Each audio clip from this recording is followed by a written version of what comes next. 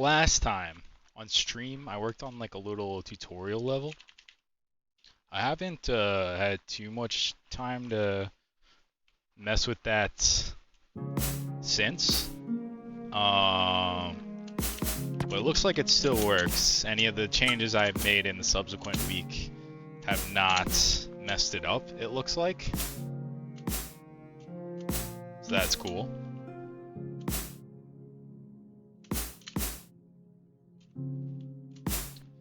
But yeah, this still has a little bit more to do.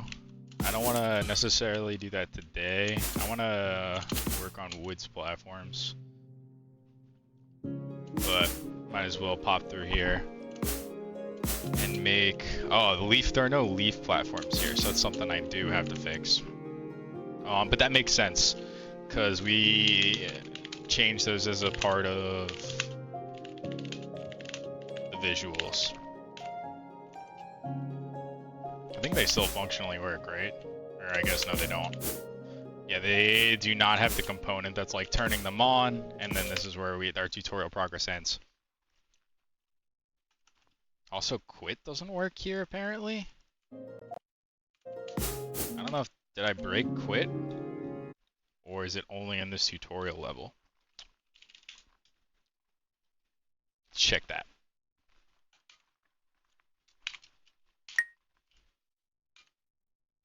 Okay, yeah, just in the tutorial level.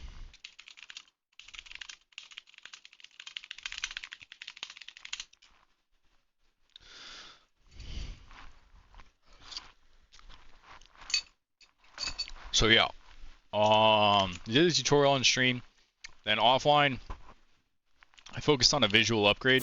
You can see the vine actually grows now, the leaves grow out of it. It's not 100% finished. There's some stuff I would want to improve about this. For one, you can see if I just stand still, it keeps going. The old vine had a system to like start and stop, or like slow down and stuff based on how far away the player was, so you could always see it, like see the growing happening at the top of the screen. Other thing you might notice is, especially when it bends like horizontally, sometimes it looks a little jerky. And it like kind of like jumps out. That's because all the points on the spline that back this up, like the spline that defines the vine's geometry, are equidistant in terms of interpolation. So it doesn't matter if like, so you could say like between here and here, let's say the spline is 5 units away. Between here and here, it's only like 3 or 4 units away, right? But because the interpolation is uniform, it'll cover those different distances in the same amount of time, which is what generates some of the like the jerky effects when it changes directions. So yeah, I need a few more knobs on this vine so that I can control how fast it grows, and then also I just need to do like on setup a post-processing step to normalize the interpolation so that it's based on like the actual distance you travel instead of based on just like the number of keyframes and like what your keyframe identity is. Because if I don't have that like normalization applied, what's the word? Trying to set up dynamic control of the vine's speed so it can always stay in the player's view. That's gonna be really janky. So I think that sort of normalized interpolation is gonna be a prerequisite to that. So once I do that, I can add the speed control to keep it in view. Some other visual stuff I can call out. I think this dash is new. I can't remember if I had this last Tuesday or not, but it's definitely new as of the past week or so, where it's using a more stylized texture and it's more dynamic. There are a lot of like inputs that feed into the dash, so that when I do things like, I'm sorry, not the dash, the trail. But when I do dash, I can get the trail to like flare outwards and flash pink. Backgrounds, I don't remember. Oh, interesting. The boss levels like have vine stuff. They don't have the new vine stuff that's like actually growing. It looks like is not turned off properly in the boss levels. Also, the boss levels aren't missing their one-way platforms. Boss levels need to handle vine better. Handle a new vine. Boss levels one-way platforms are messed up. I'm trying to think if there's anything else to call out. Oh, I guess I repurposed. I used to have like potential plants to make functional plants. Like these, this bush with like little pink flowers there. This used to slow you if you tried to walk through it. I decided to cut that just because I wanted the ability to just throw on random foliage like you can see here and here. But doing that with it just seems like it would be confusing with a combination of functional and non-functional plants, if you know what I mean. Like if I can just say like, oh, all the plants are just decoration or for decoration, that's fine.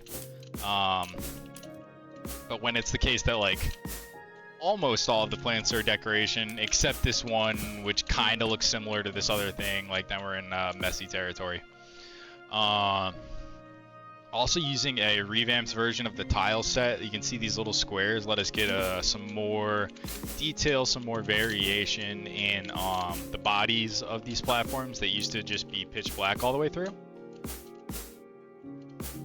So yeah, we got sort of two improvements there to the platforms, random foliage as well as just better tile maps. And that's most of what I want to do today, basically. I want to take the same like sort of improvement process I did for the meadow platforms and apply that to the woods platforms we already got, as well as creating some new woods platforms to just with like, you know, more variety, more content, blah blah blah, to be randomly spawned in. I guess another note on platforms, though it's less obvious probably, is our coin collectible thing. It is now using like keyframes defined by the platforms. I keep falling through these. I gotta figure out what the problem is where I sometimes fall through the Unity effectors. But anyway, yeah, so this used to go all the way out to the edge and generally not look good, but now it is using waypoints for each platform, so that's it's less of a thing in the meadow that is relatively like peaceful, but like say for this platform, you got these two rocks here that indicate like, oh, there's a burrower. There's a burrower, but like, why would you, if these coins weren't here, I would take, I just got blasted. And there's a rat there too. So like this is generally an area of increased danger. And if I didn't have the coin spline properly like try and force you into that area of increased danger, you would avoid it every time, which is not my intention. I at least want to, ooh, I died, but I'm pretty sure I'm going to go to the next level anyway, because yeah,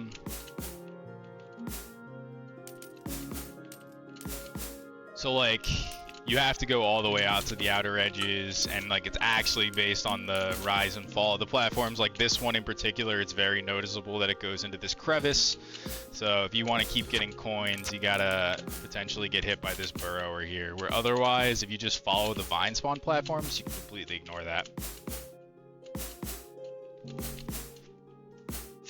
So yeah, it's slight level improvements. These platforms are spawning slightly differently, but nothing too wild to discuss there.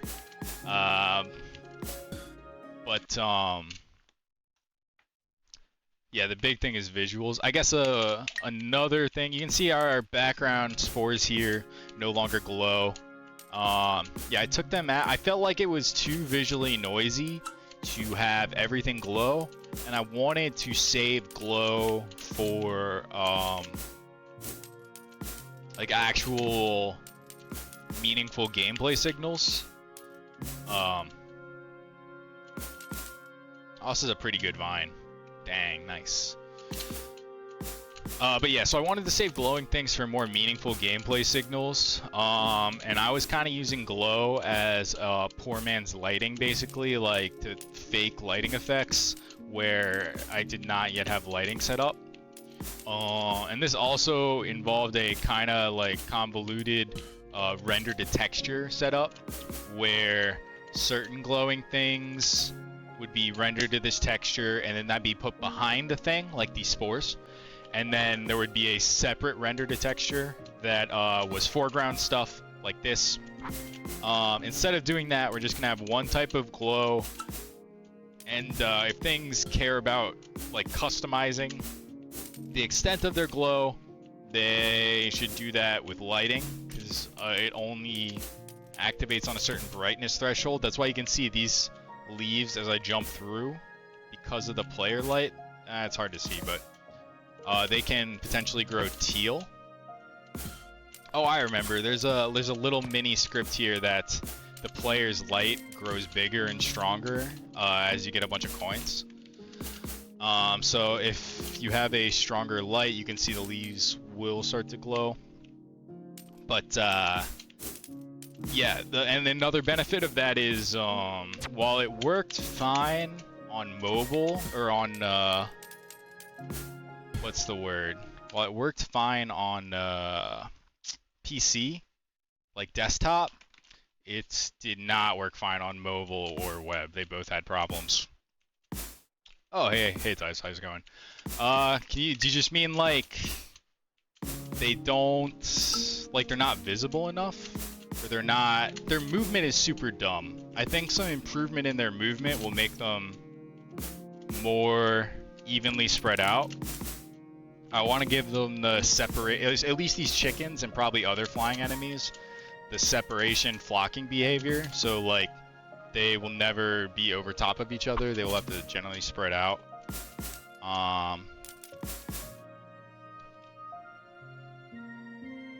When the background starts darkening, the random projectiles can be distracting. Gotcha.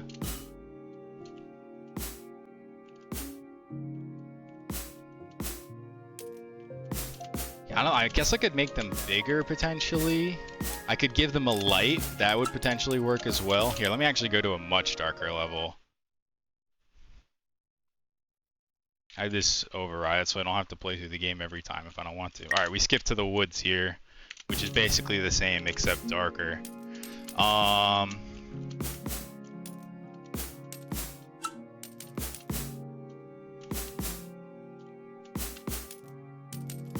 Yeah, I don't know, other than making them... Oh, we do have mushrooms in here. I forgot about those guys.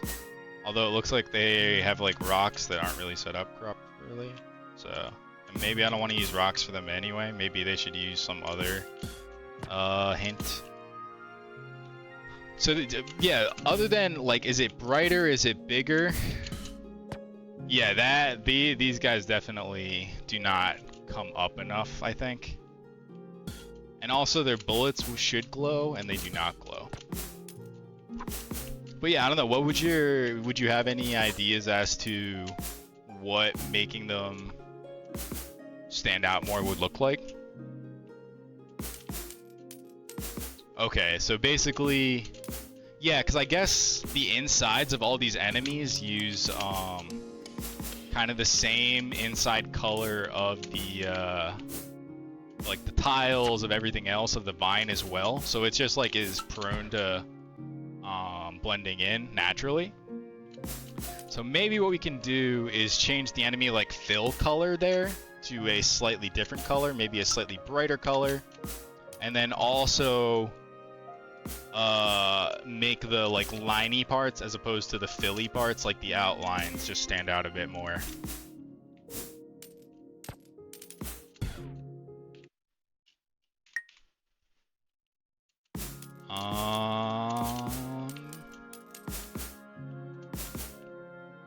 Yeah, I mean, there's definitely going to be a question in darker levels of whether or not enemies should be fully lit all the time. And I think I would lean towards yes.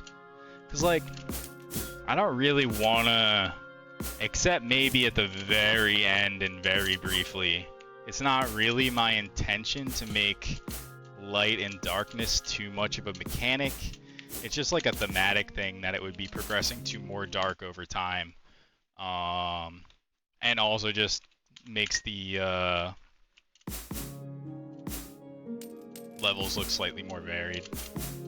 Also, I don't really have it in now, but eventually if I start adding some point lights, like this is just fully lit, but if this were actually emitting like a cone of yellow light, this were actually emitting like a cone of blue light, I think that would reap more like benefits of lighting.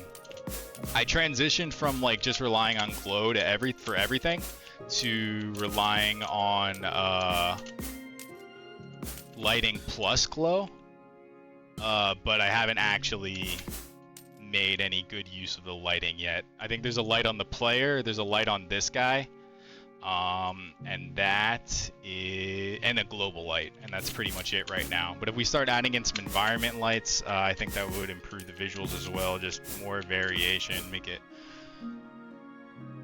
you know, not as samey. But yeah, I think that's a good overview of some of the visual work I did over the past week or so. That growy vine thing was really the biggest thing. That's actually to get it to be like properly curvy, and it could still be better in that regard. But even to get it as like curvy as it currently is was quite an effort. It's like a very surprisingly mathy thing to get that looking good.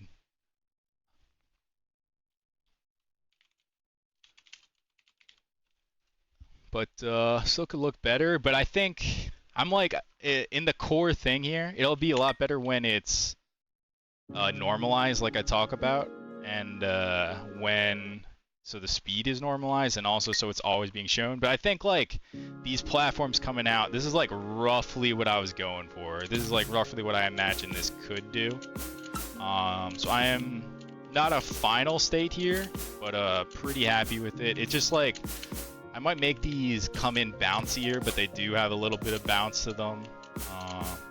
I just need more stuff like this is gonna fuel the visuals being good. But that's only one of the things we have to do. In addition to the visuals, we gotta do content. And you might have, did you end up doing the spline logic for platform spawning? Yes and no.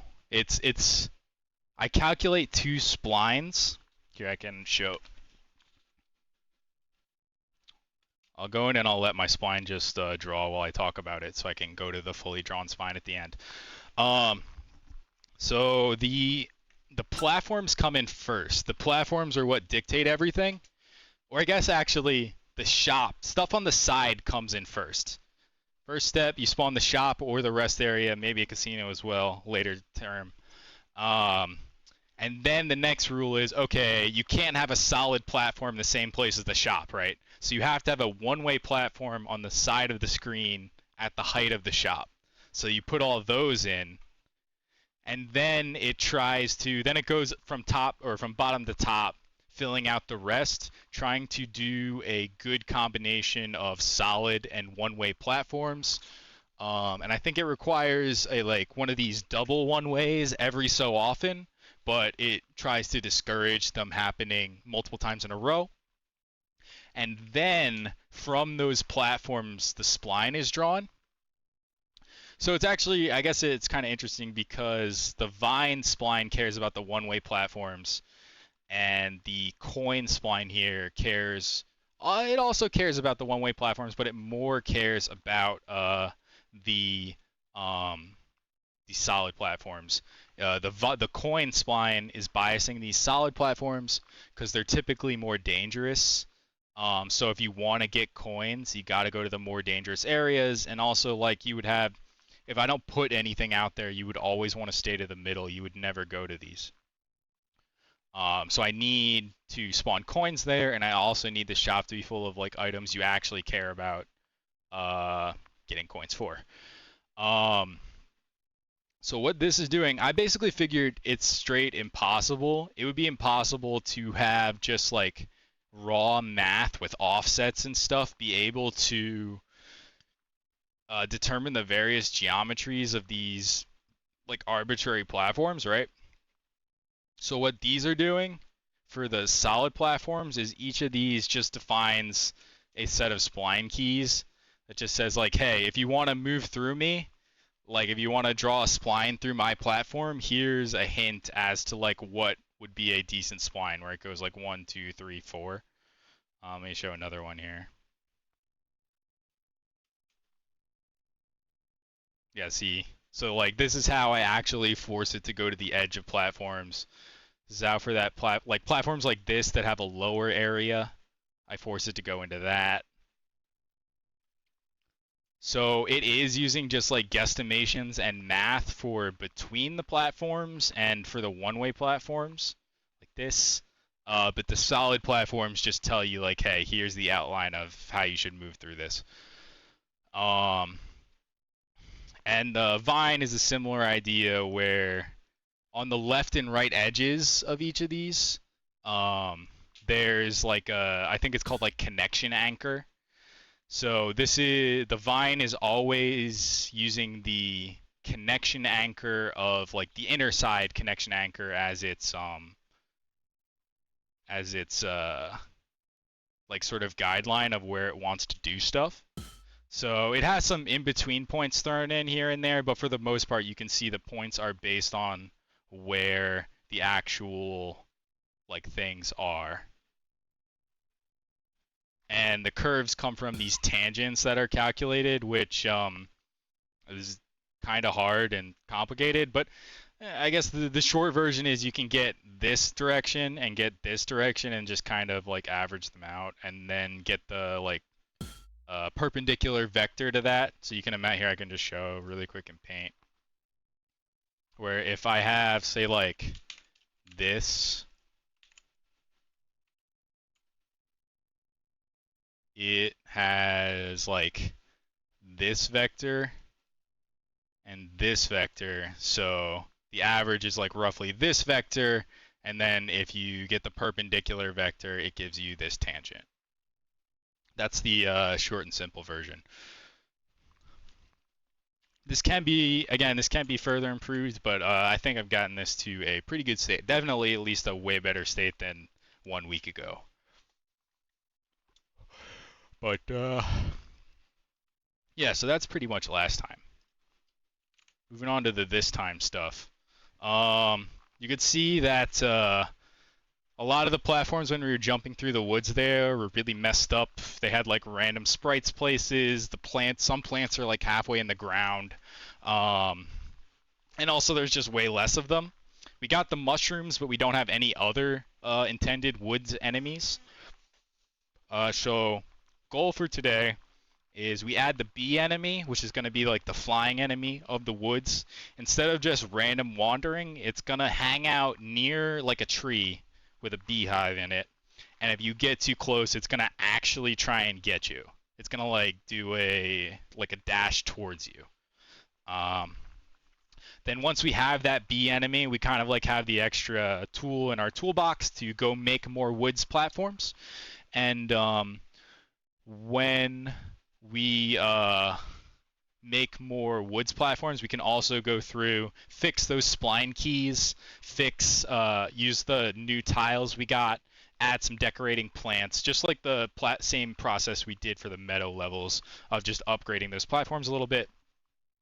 Mushrooms, I think in all the actual cases they will spawn as multiple, but I have complete flexibility to I could spawn however many I want in whatever areas I want. That system is pretty decent.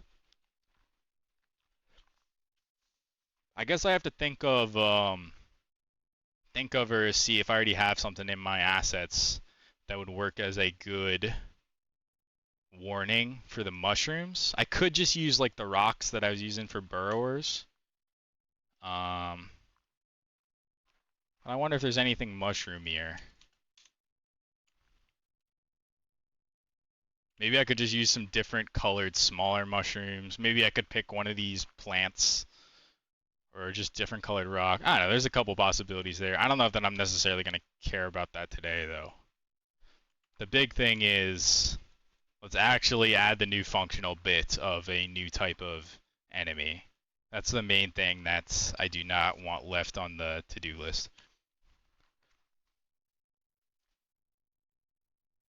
Oh yeah, yeah. That's an interesting idea. That's definitely doable. Sets of mushrooms with, or maybe burrowers too, with discrete spawn burrow. Hold on, I want you to go to the next line. Delays such that there is a pattern among the group of them. Back to front.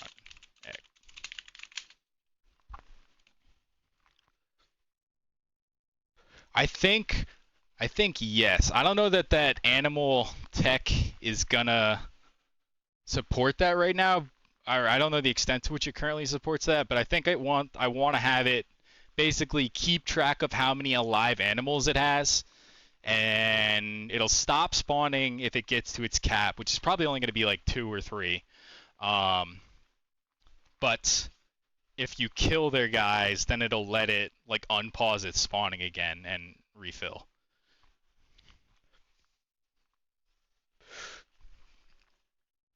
I don't know how much of a concern that is though, because generally you're going up, right? You're gonna, if you are gonna go near their hive, you're gonna grab your coins going through there, and then just keep on going up, right? So yeah, I do want to set it up so it properly handles. Oh yeah, that's interesting. Well, if we're requiring, if it's set up such that there's always a one-way platform in front of a store, then there can still be a hive under the store, but there will never be a hive next to the store. Also, the world, all the enemies and the vine and the thorns and stuff pause when you go in a store.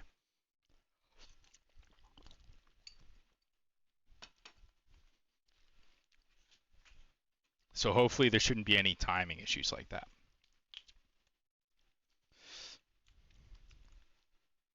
Okay, so bee enemy. This is actually multi-part because we need to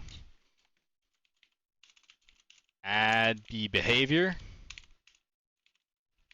Like basically have a bee hanging around doing the stuff I want. Then add bee spawning.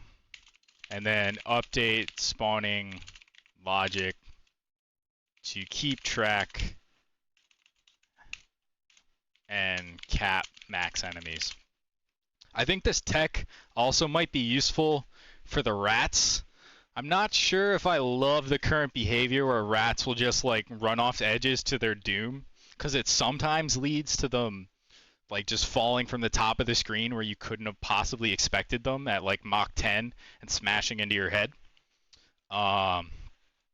So if I were to have them try and stay on their platform or stay on nearby platforms perhaps, then I would need the same tech of the rat burrow keeping track of how many alive rats it has, or it would get into like silly levels of, you know, like 40 rats potentially. So yeah, there's those are the 3 parts I think, and let's just go to the first one here of our basic bee behavior. They do have a timed life. So yeah, that is how I'm handling it right now. Is that it's just constantly spawning. It doesn't care about how many it spawned because it can sort of count on a soft cap of the things that have spawned because everything it spawns dies in X seconds or whatever. And maybe that's okay.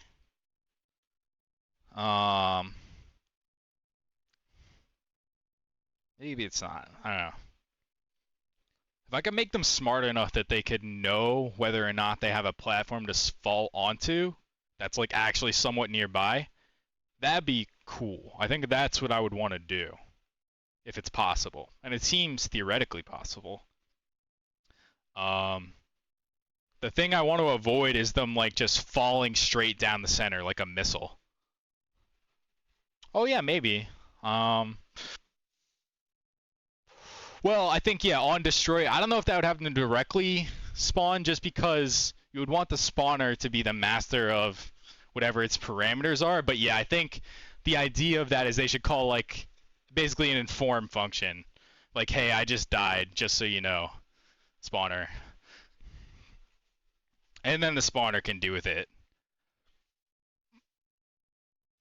Yeah, I mean, that's the idea. Yeah. All right, but first order of business is let's get our sort of wander um, dash type behavior here.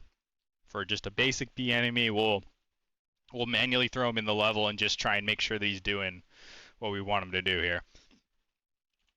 I think I'm gonna actually.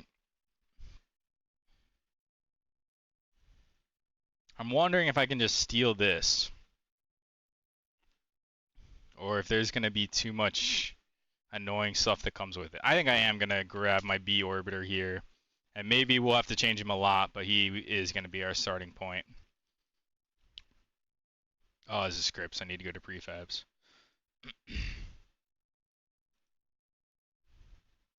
That's pretty annoying though. I tried to increase the UI scale, and I'm pretty sure it just refuses to. Yep, see, I've had please scale to 150 set for like a week now, and no matter how many times I restart Unity, it's like, did you mean you want the scaling to be 100%? But whatever, nothing to be done. Okay, so our B isn't under enemies, probably because he's under bosses, because he's a boss ad. So let's duplicate that guy and rename him B enemy. And then we will drag him out to enemies. Also gonna get rid of his outline. What is this? Oh, wow, this is over-engineered. So he has the yellow part, the outline, and like the wings and the stinger are like 3 different sprites here, I guess, so their color can change independently. I don't know. The B boss was like the first boss I did like probably literally months ago.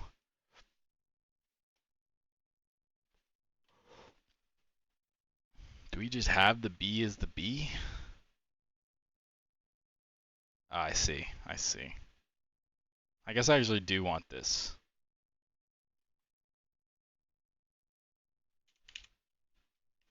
But I don't care about this. We're gonna keep, we had basically a red outline there that I think used to glow. I don't know if it glows anymore, if it got hooked up to the new glow implementation. But we only want things to glow if they cannot be dashed through. And I don't think that's the case for these guys. Because you're already going to have the mushroom shooting you. And spiders would be the other woods thing, where they would be wall followers. So they would like go around the perimeter of the solid platforms. But I think I would have them drop down if they're above you. But that attack pattern is like not really dashable since your dash is horizontal. So you have the mushrooms that already aren't dashable, and you have or their projectiles aren't dashable, and you have the spiders, which like effectively because of their attack pattern aren't dashable. So I think it's fine to, or not even fine to. I think it's good and it makes sense to have the bees be dashable. Although I guess there is a slight risk of confusion if I want the bee queen's like orbit shields to not be dashable because they're using the same sprite and the same color at this point. But you know, I just give them an eye patch or a slight color change or angry eyes. Any of things like that can mitigate potential confusion. In fact, it could probably even emphasize it even more, where you immediately say like, ah, something about that guy is different, and then hopefully you immediately notice the red glow. That means you can't dash him. All right. So let me take a look at this guy. This is the knockback trigger. So it's dealing knockback to the player. I don't think this actually even works anymore, because when I fine-tuned the player controller to make it feel better, this sort of system of like 20 different components that all work together to do like 5% of the player's movement just did not work. It made it impossible to get like nicely fine-tuned movement. So I don't think this works anymore. So I'm going to get rid of it. The damaging the player, we'll keep that. Enabling the collider after delay, we'll keep that. That's just a matter of fairness. Usually, you don't want the collider to be on the second it spawns in, because it might be like fading in, it might be shrinking and growing in.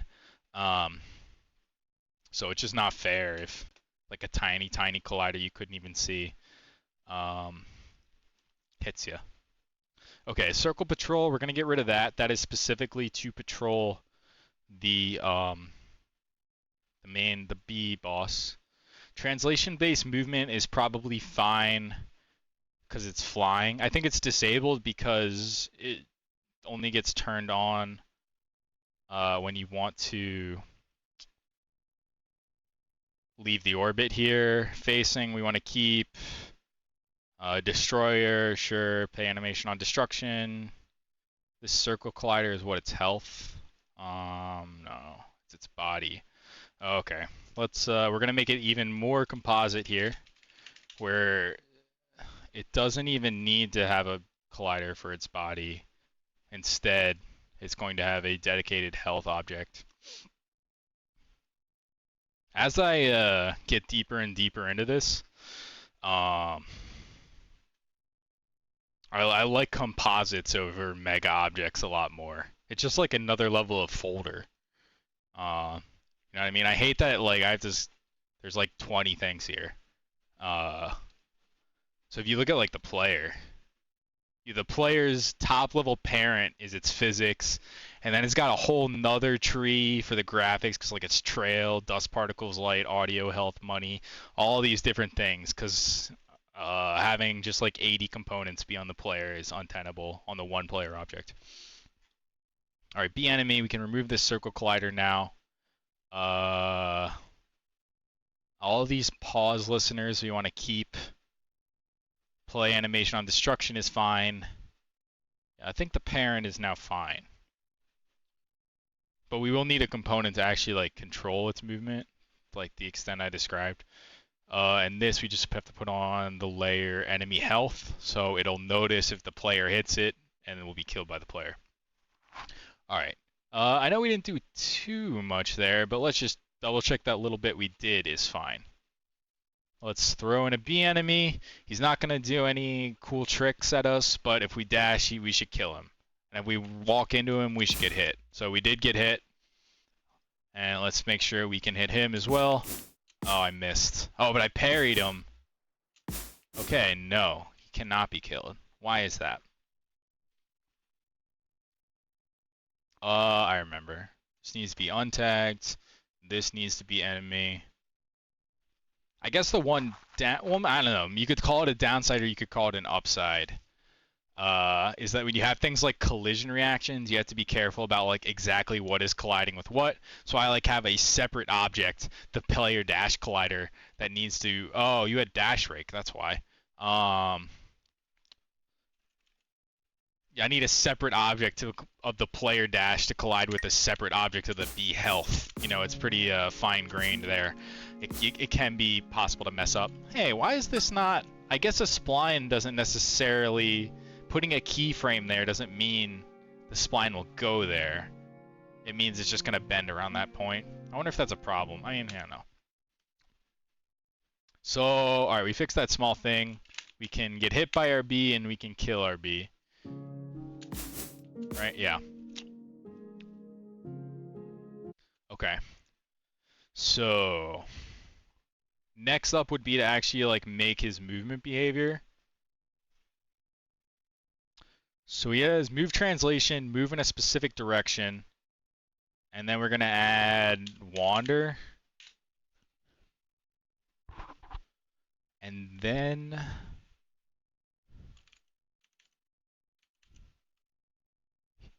couple things. Well, now we just need, I kind of want to split off more stuff here. What is this? Oh, that's just the wings. Okay. We'll see if we need to split off more stuff, but for starters,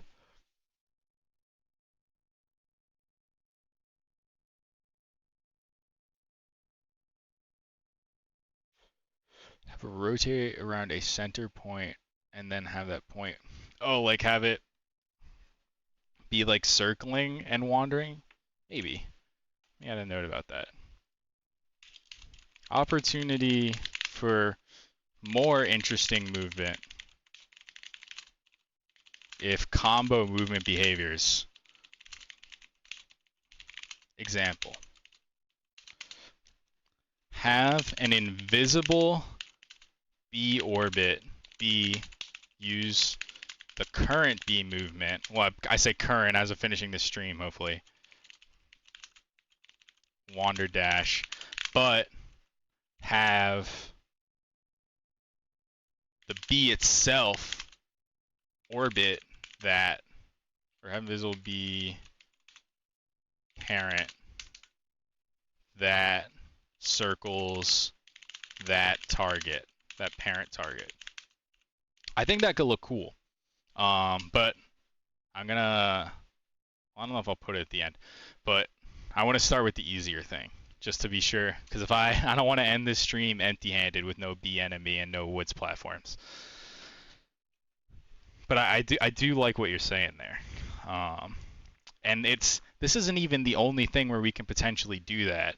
There may be some other opportunities to have a combination of using my basic pack of movement behaviors for a target point, and then also having a child object that's doing a separate movement pattern around that target point.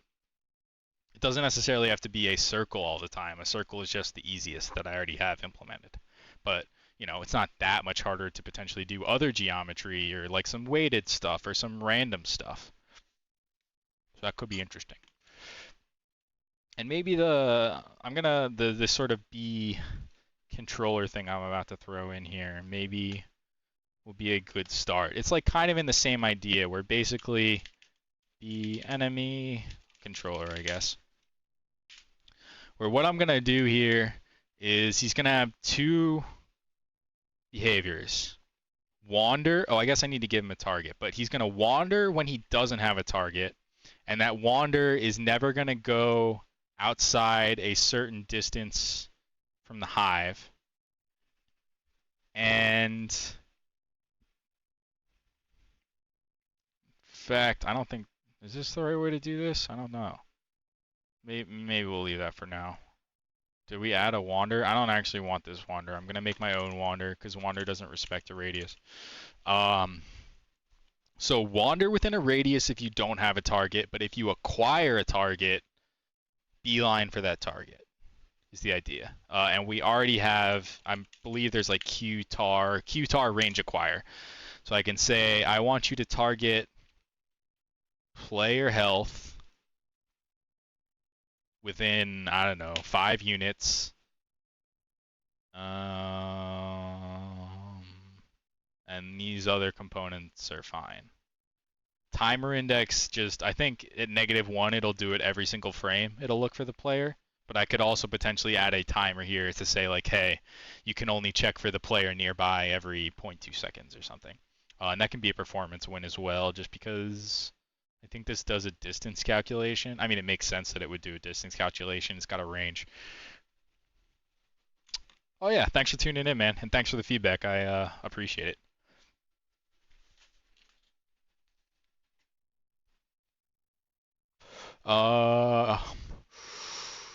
But I don't know.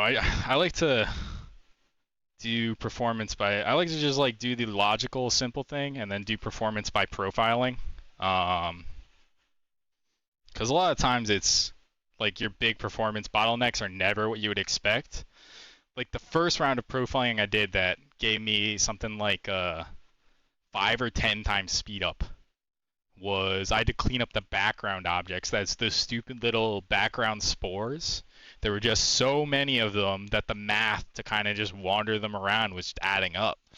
So I just made that a little bit cheaper. And you would never expect like, oh, I'm drawing splines, I'm doing math, but it's actually just the random background spores that are eating all the performance.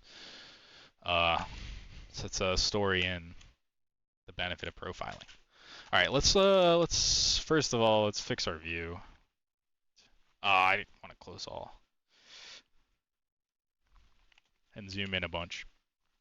Okay, so what do we want to do here? We want to, if target, be line for that target. If no target, wander within range. And that range will be your spawn position. And then I guess only beeline for the target. You don't get to just like, maybe we'll make worse bees later on that can chase the crap out of you. But for now, let's give them like a duration.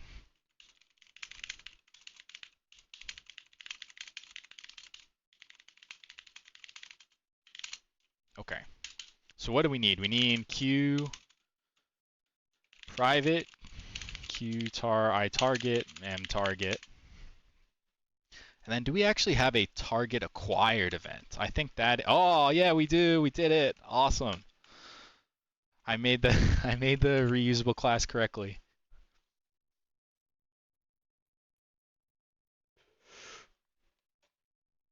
Oh, sorry, I got distracted by something. Okay, so then we go private void start. We would have private void on gain target. Wow, always doing that.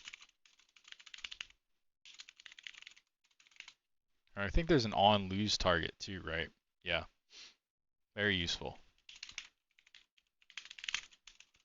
On, oops. It just like makes sense to have your event callbacks be like on this, on that.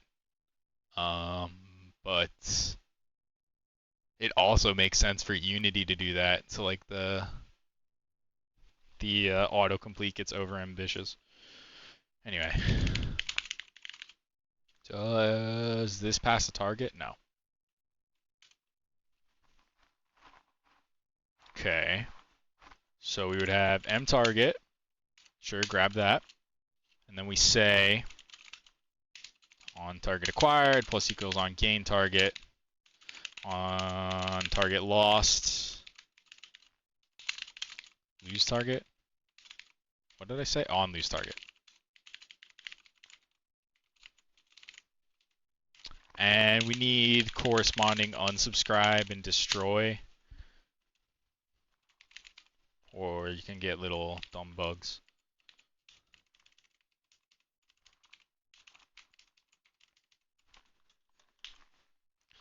Okay. So what do we want to do? You know what? I just thought about it. This is all great and stuff, but a better intermediate goal here is to just let's do our wander at a range.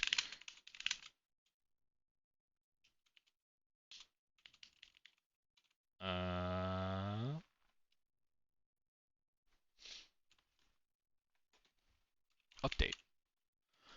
Okay. So we can say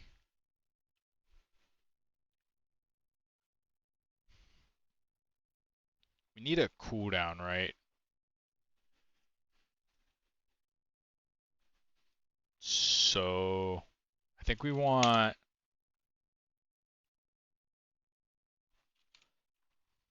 basically a timer. Private float M wander timer, then a private constant float k wander frequency.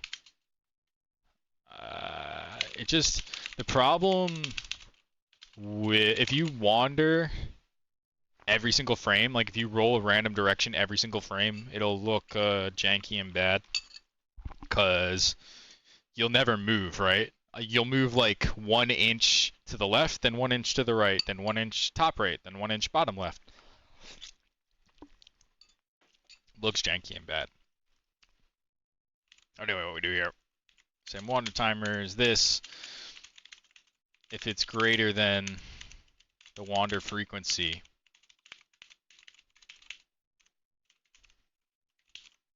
then what we're gonna do is reset it and roll a new direction, which you probably want to keep track of. And we also need to keep track of our initial position, which we can cache here on start.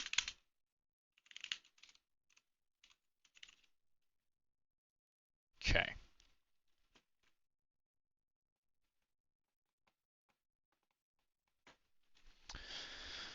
Okay. So, we want to check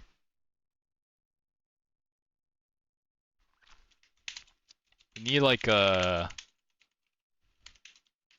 maximum distance that we're allowed to wander. Say 5. I think 5 is allowed. Let's say 3. Let's make it tight so we like surely know if it's happening. So then we want to say if, I guess we just start with distance is equal to transform.position minus initial pos dot magnitude, right? Is this not right? Initial pos should be a vector 3. Oh, and we need the magnitude of the result. Okay, so if distance is greater than the max distance, then what we're going to do is we're not going to roll a random direction. Its next direction is going to be in. So we should actually cache this vector, because that's going to be our new direction.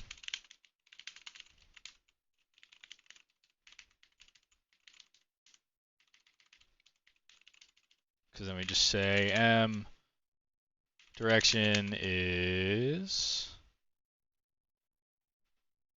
delta dot normalized. But if we're within our max distance, then we can go in any direction. So we just say m direction is random in unit circle or something. Why is this wrong? It's using the wrong random, I think.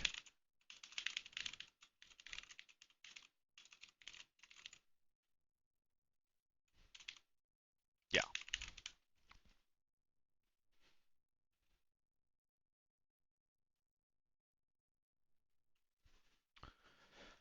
Okay. What now? Anything else that needs to happen here? Oh, I guess we probably just want to be a movement controller. What do I have to do to be a movement controller?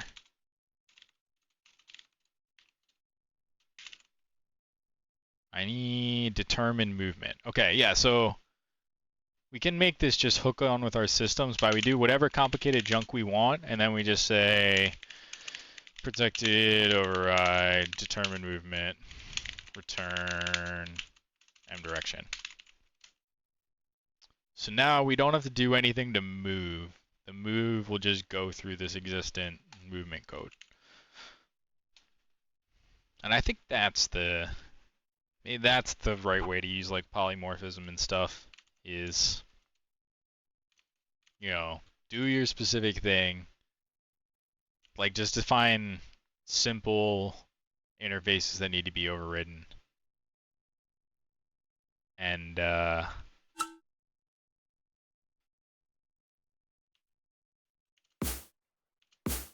you know, that are responsible for doing stuff to other commonly used movement components.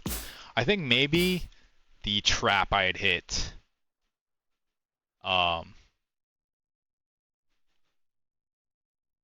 maybe the trap was having too low of a bar for like commonly used components. And I just took everything that I might ever use again and say like, well, let's helperize this. Anyway, our boy is not moving. Why is that? Our stuff did not work because we didn't give him his new B enemy controller.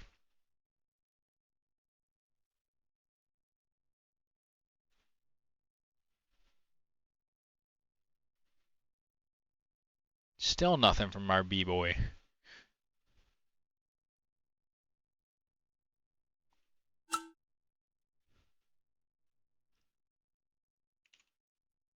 Oh, I'm working on the prefab. Are you an instance of that prefab? You are. Why aren't you doing stuff? Oh, do I have to? Is this one of the ones that? Yeah.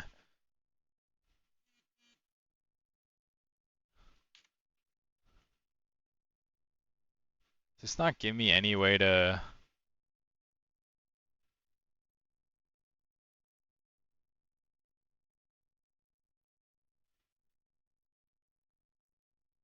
I'm surprised this gives you no way to hook update. Well, I mean, there's nothing stopping me.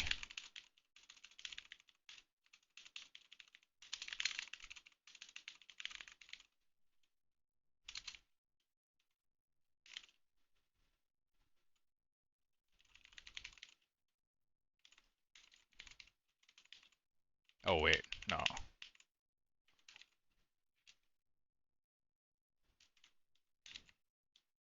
Technically, maybe these should just be different classes. I mean, I think branch prediction is pretty good. This is gonna make it, you know, it's not gonna be slower.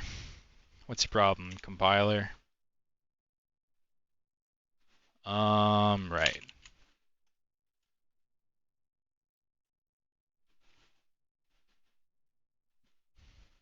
What was I testing?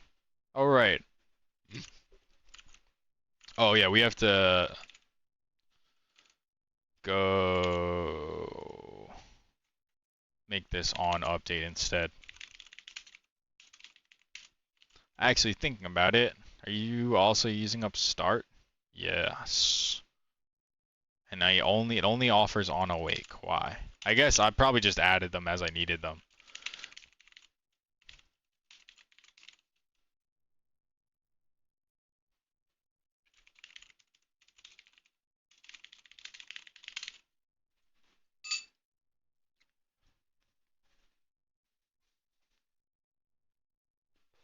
Now are you moving? A little bit. You're not moving correctly, that's for sure. Oh, because we have to go in the opposite direction, right? Here.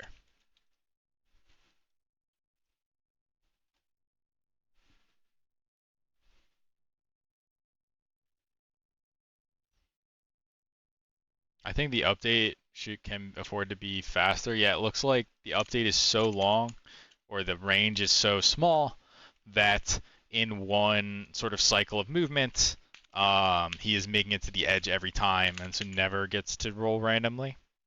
I think also maybe you can take a look at his movement speed, might be a little bit too fast, made a lot more sense for the B.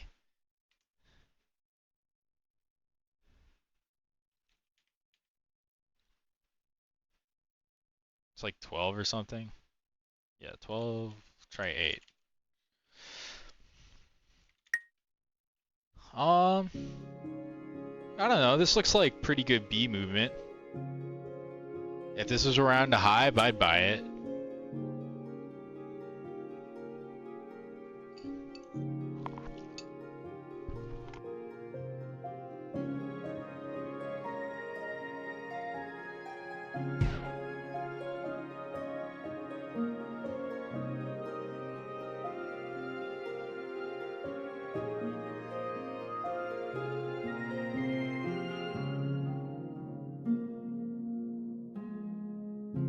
Sorry, I slightly spilled something there.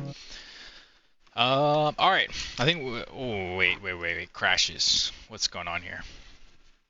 I don't actually care about these. Do I?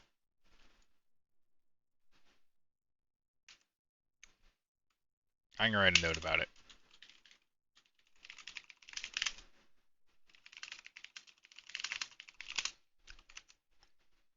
Okay.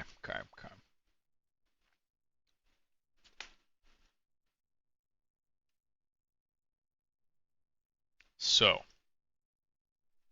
can probably reduce that base movement speed a whole lot, and then we're gonna cache that base movement speed.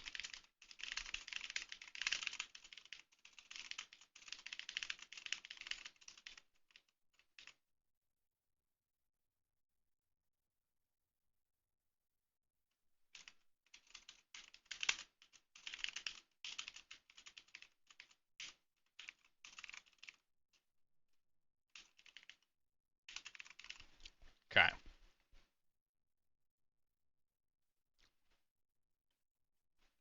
Let's just double check how that actually looks. Oh, it's not const.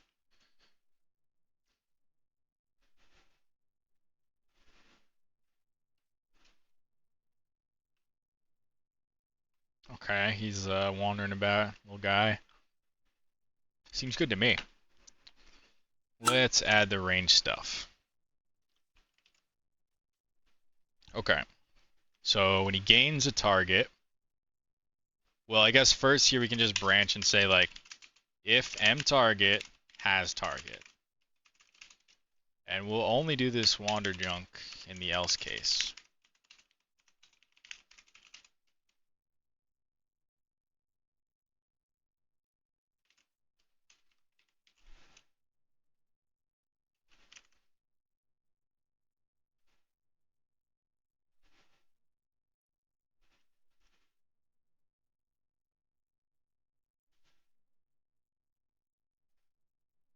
I was listening to the Fez soundtrack here. It's got like such a combination of like good background-ish music and then like really weird stuff that's probably associated with something cool and very specific going on the screen, but does not work as well in isolation. I played Fez recently. It's got a lot of cool pixel art stuff. Also the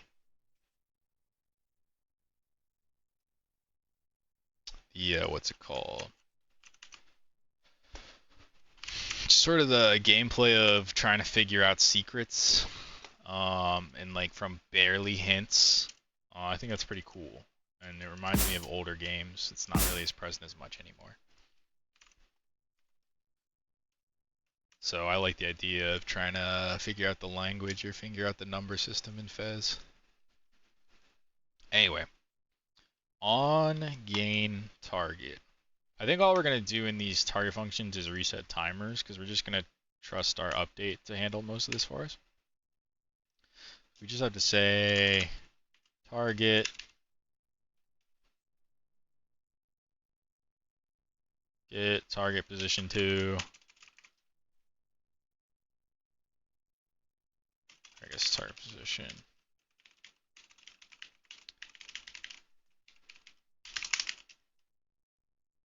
That's our direction. Oops.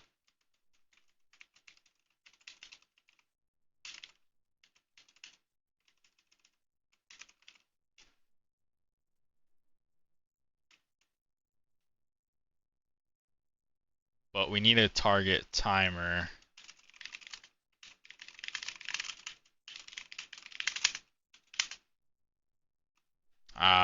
Yeah, 0, but let's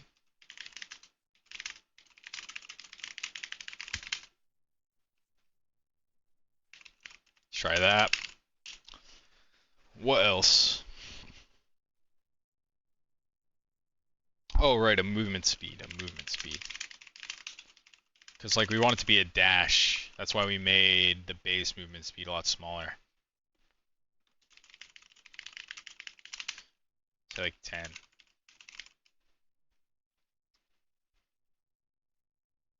Okay, so when you gain a target, say my base movement speed is equal to, we should just get our movement interface if we're going to be using it a couple times.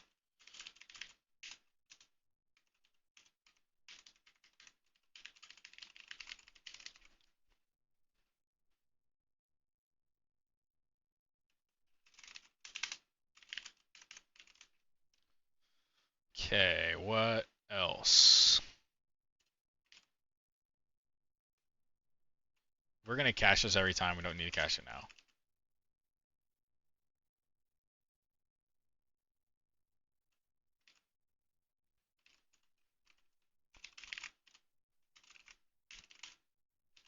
So we make sure we got the correct previous movement, then we set the movement to the new movement.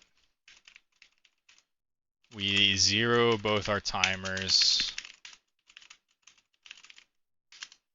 Well, I guess we only really need to zero the chase timer, and we'll zero the wander timer. Well, actually, we want you to wander right away, so we want to do the opposite. We're going to say K wander frequency here, just to force it to do that. And we want to set its move speed back to the base move speed. I think that's all I need. Trying to think of is anything I'm missing. I don't know, let's see.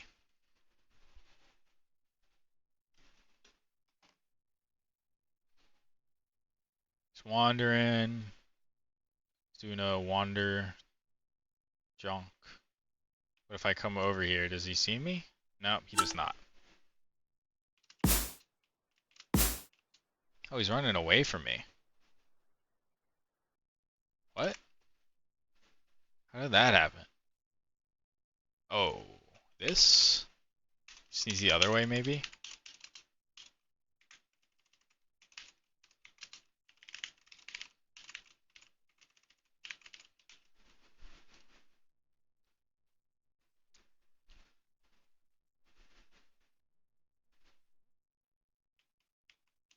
Ow! Yeah, I mean, I think the range needs to be bigger with how fast he's going. Or maybe the speed just needs to be smaller, but...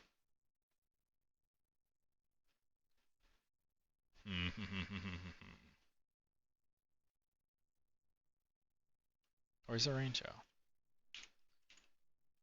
think it's 7. Ah! But again, I don't want him chasing you forever. I want him to make his way back to the... Or maybe, I mean, if he's dashable, maybe it's fine. Oh, although, when you die... I just noticed he continued to chase me as he died.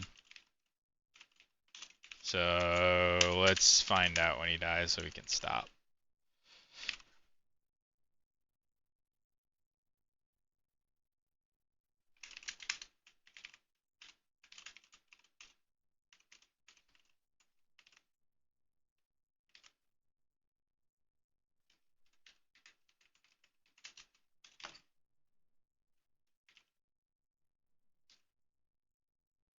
No. What do I check?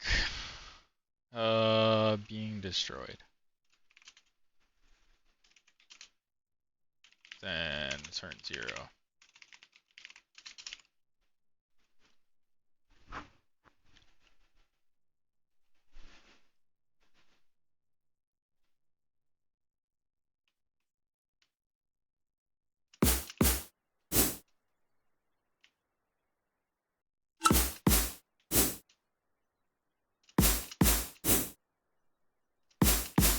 He's chasing me.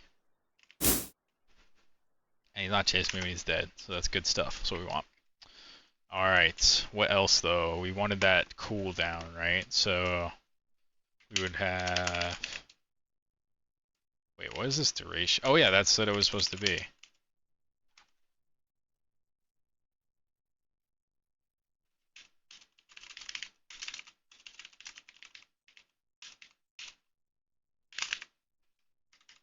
We should do this first.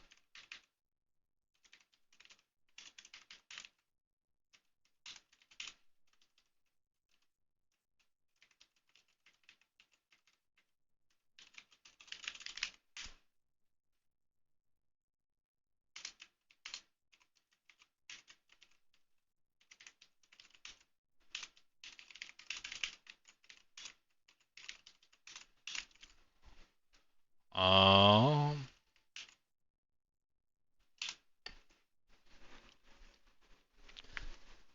I guess do I need like a separate timer? I think I do. Or I guess I just need another K return delay.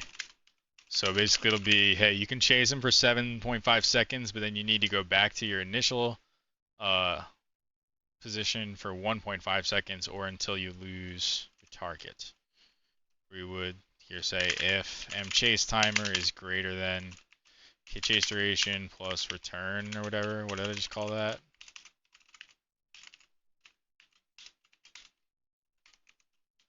And we can just reset it to 0. You can chase again if you want. But if it's less than that, then we want you to return. So that is this.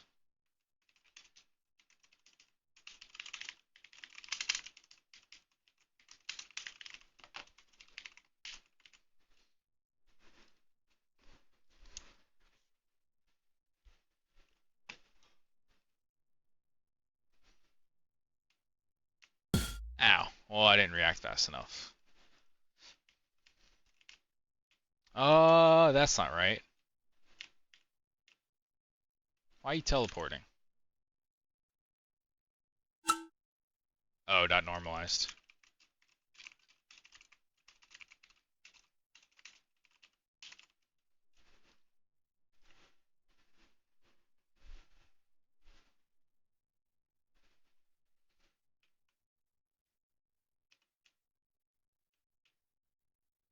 I can maybe give him a bit more chase duration. And we should check here when we gain a target if our chase timer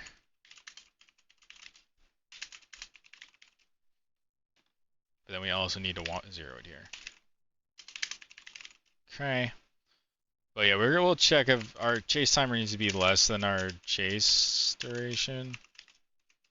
Because we expect it to be 0. But what we were seeing there is it would chase us, then it would run out of chase duration. And then the second it lost its target, it could break that wander requirement immediately. But then it's like right at the threshold of range, right? So it would reacquire the target like a second later and then just start chasing again. You get this like back and forth hacky bad type of behavior. Anyway, see if that fixed it.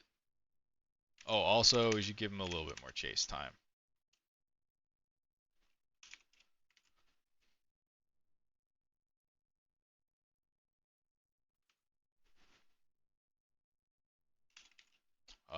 The thing warned me that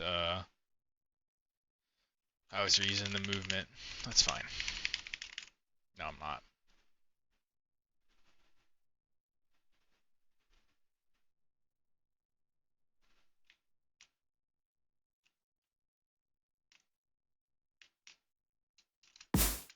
Hmm.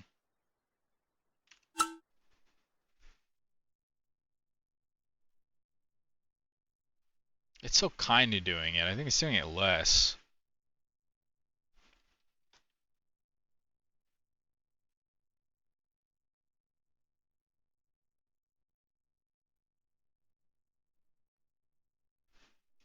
Let me see.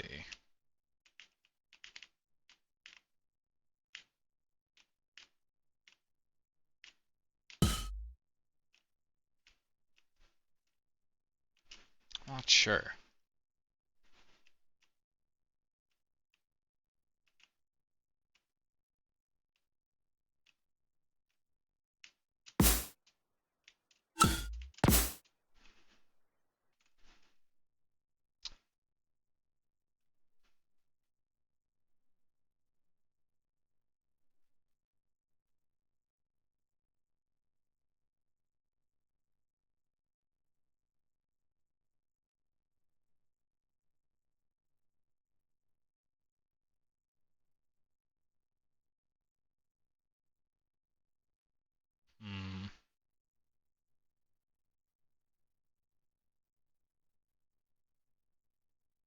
I don't think this...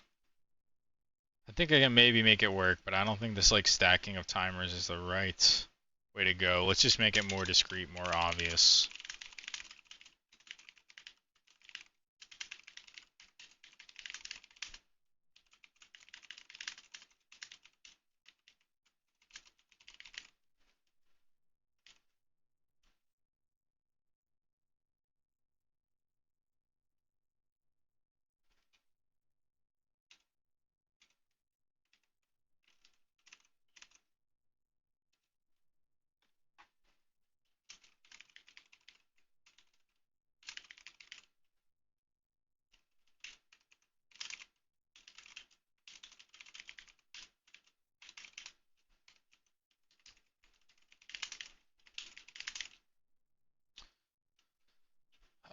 Bah, bah, bah. You're turning, you always must go back to your original position, and then we should be adding up our returning timer or whatever.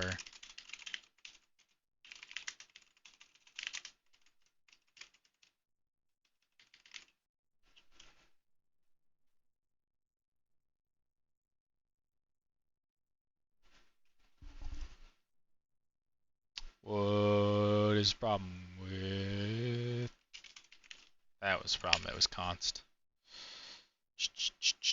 So we add to that, if my return timer is greater than my something, turn delay, do this, or no, we do that in the else. But in the main, we instead say returning is false, and my return timer is 0.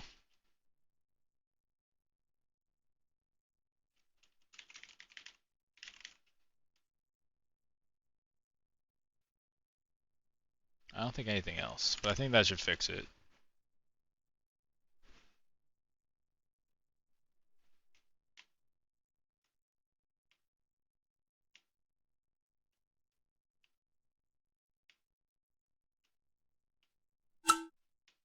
Because it's still, when it hits, when you lose the target, so when it gets back close to its thing, it still slows down, which actually works out in my favor. Because lose target is getting called, but lose target basically just isn't enough anymore to allow it to charge again. Alright, I think we can give him a tiny bit more chase speed. I mean duration and a tiny bit more speed, sure, why not? Anything else? Maybe a little bit more on this.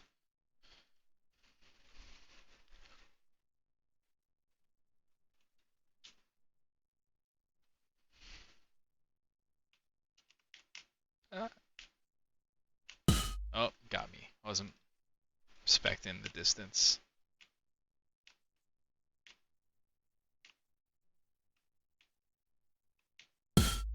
Okay, I think this is the behavior we want pretty much.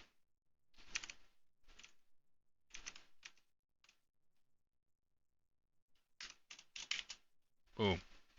Okay, now we want to make a new animal spawn box that spawns our bee.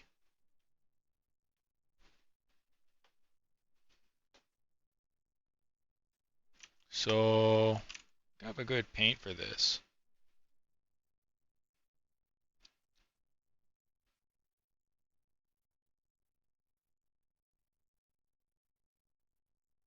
I thought I did. Maybe I have the bee, but maybe I just have to put it in the tree by myself. It's fine. Which one of these? I wonder how these are different. Oh, this one is varied. I like this better.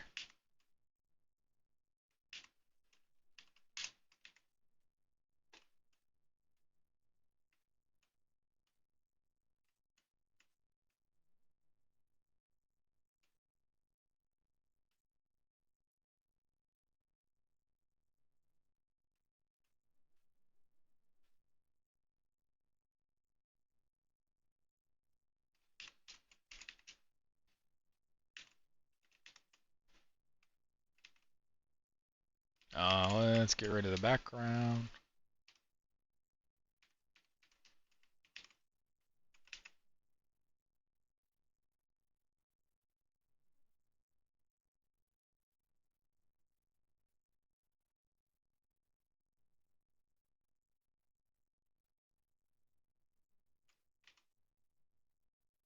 I think I need to make this like 2 pixels smaller.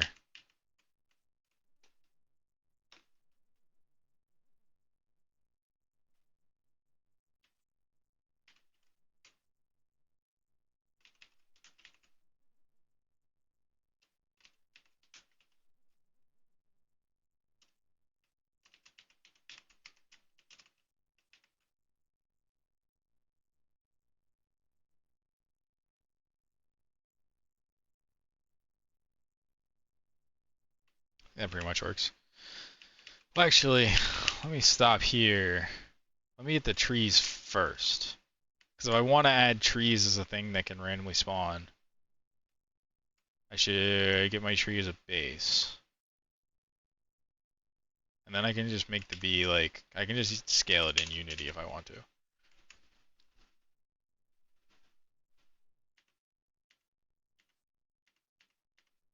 Okay, there's a tree. Oh right, because the bottom. Okay. Oh, we're on a different layer, that's also why. Bam, bam. These inner bits too. Alright, this is 46 by 44. Let's make it 48 by 48. Just for it being a power, or being a multiple of 16.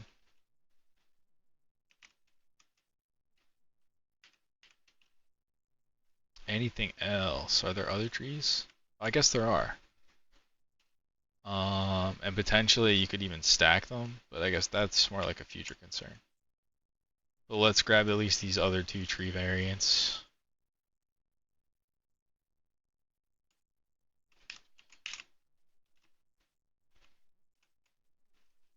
Get rid of the edges, and then make it uniform shape. Okay. Anything else?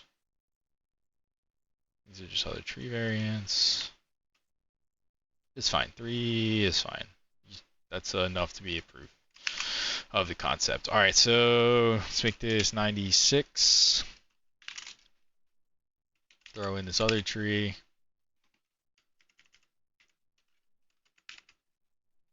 Make this another 48. Can I just do plus 48? No. 8 gives me 4. So 144, I guess. Is that right?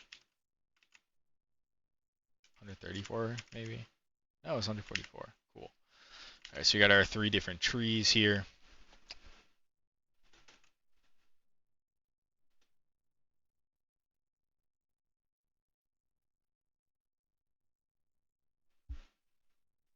Is that like plants? Yeah. Trees. Or wait. I want to put them in resources so they can be dynamically loaded, because I have a script that basically can pick one of these 3 random trees. Trees.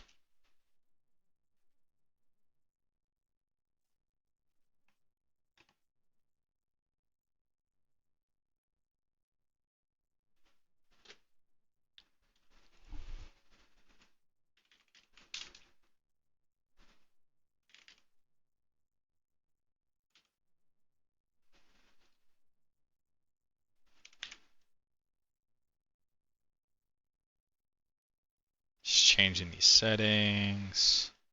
Switch to multiple and slice it.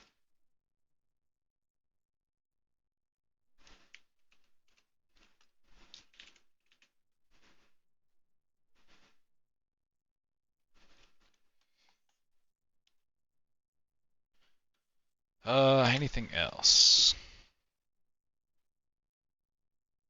I guess I should double check that tree logic works.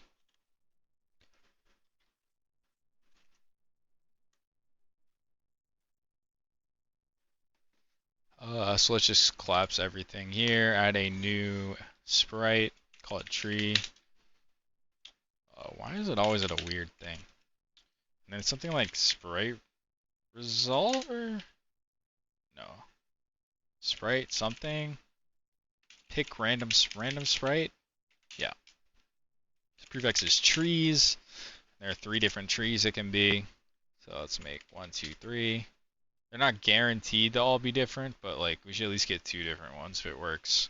And we got none of them because we did not add a sprite to those trees.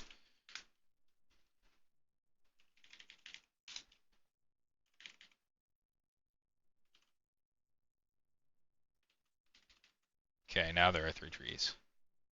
But hopefully at least one of them will switch to a different variant for the sprite. Yeah. Cool. Take one of these trees.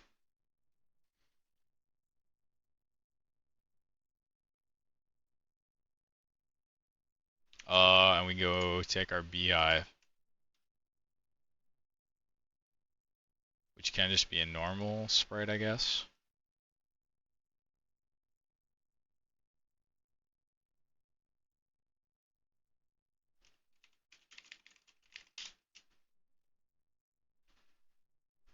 So let's add a child sprite.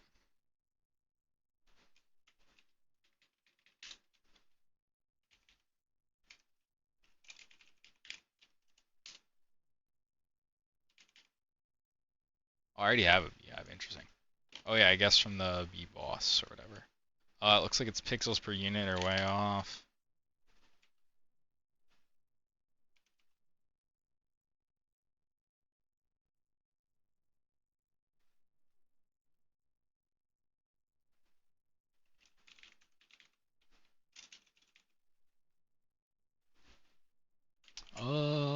Too small. Maybe full size.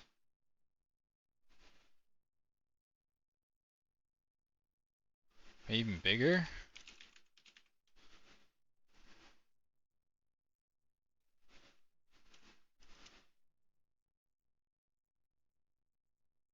Does that look fine? I mean, kind of overwhelms the tree. Can I make it slightly smaller? I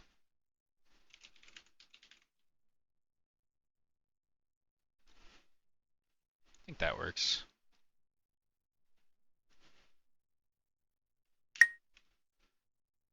Hey, I can't see.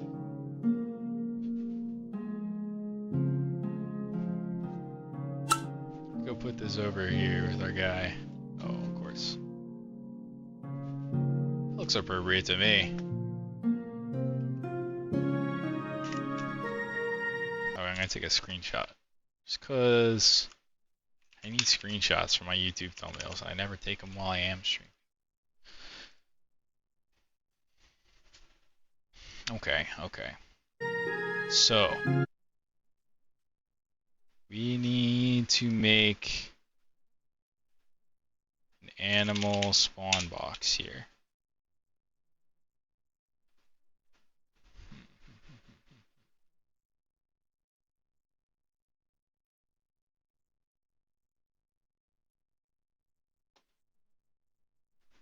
I think it should be on the beehive actually.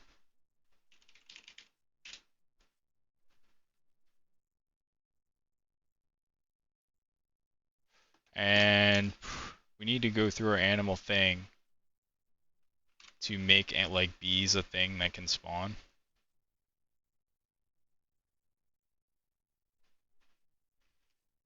So I think that's like animal manager or something. Yeah. So we add bee.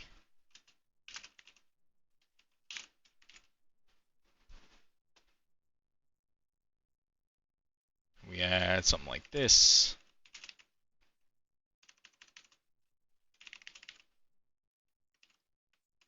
And then we see what we named it.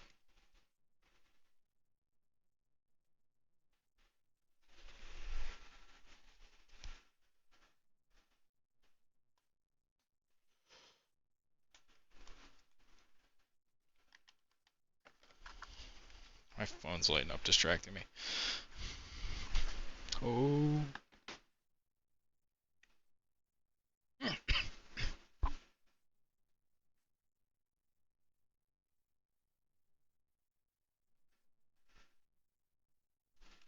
Oh, right. I remember. I was looking for the bee. Bee enemy. Well, actually, I gotta make sure it's in the right path. Prefab's enemies. Yeah, okay. Enemy. Okay, now we should be able to go to that spawn box and B should be an option.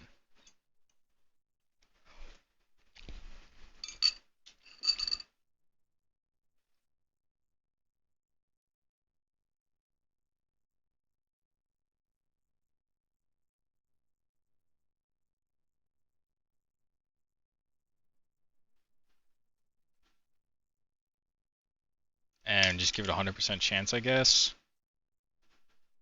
Let's just see if that spawns a bunch of bees. Oh, they come right out and slash me.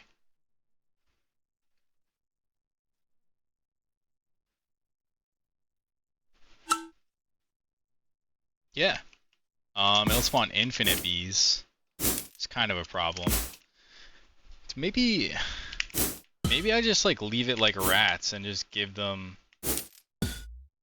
Well, I don't know. I feel like it is kind of weird for stuff to just randomly die.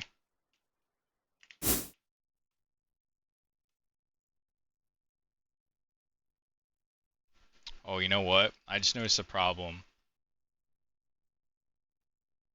that I want to fix. Where this is still working. We want to do this and returning. I guess, no, I have to leave this. Well, I can say if I'm not returning. And then on the end of the returning, though, I need to make sure I gain my target if I have a target, I guess. Target, have target. So it's basically like if you already found and did not lose your target while you were returning, then you can do that now. Pretend you just got your target when you're done returning.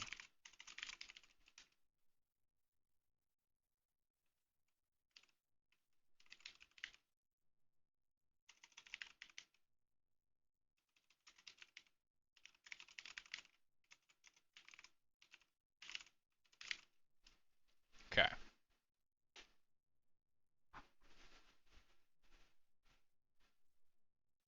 Let me make sure that's fixed. Oh.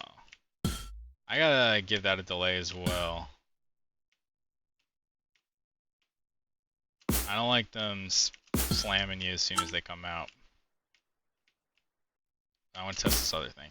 Okay, yeah, so they... It seems like they still are.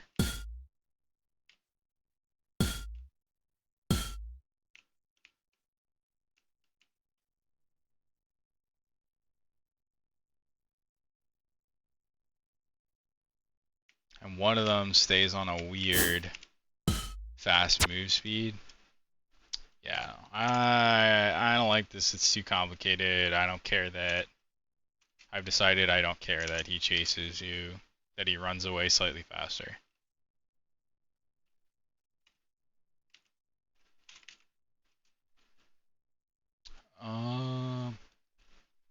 Okay. Now, for animal spawn box, I'll add a new private int. Oh wait, did I make that a separate task though? Oh yeah, I did. So we can say bee spawning is done. But now let's make it so it'll only spawn a certain number of bees. So we'll say max spawns is equal to -1, which means infinite. Then after we spawn the thing, which I don't know when that. Okay, here. I'm suspicious of this.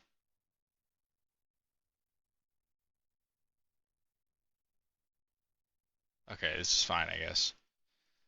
But we want to say new entity. I guess we can get the destroyer, but can we subscribe to another object's destruction in general? In Unity?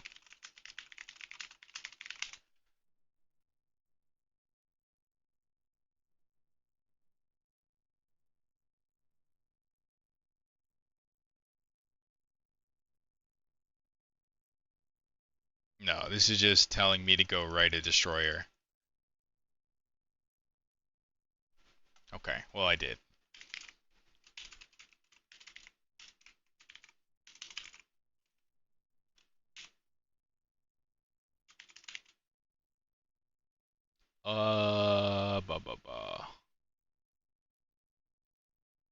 Which one? I guess on destroy is what I want. Plus equals private void on spawned destroyed. Say whatever private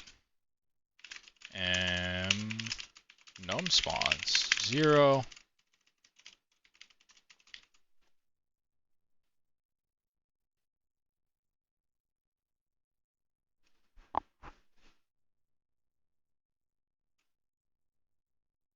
And here we say num spawns minus equals 1.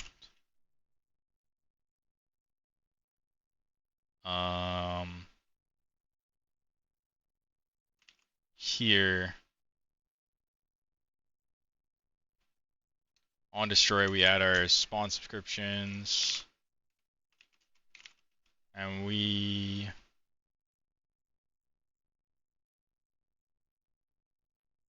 I guess do we need to? I don't think we need to unsubscribe from it. We only care about us, the animal spawn box unsubscribing. Which, yeah, no, I'll add a note. Does ASB need to unsubscribe from the death event of its spawned?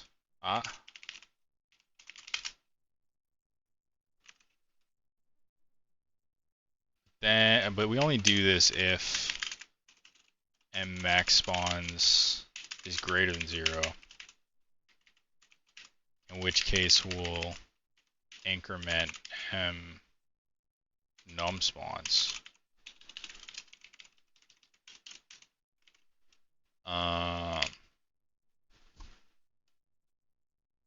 Ba ba ba ba.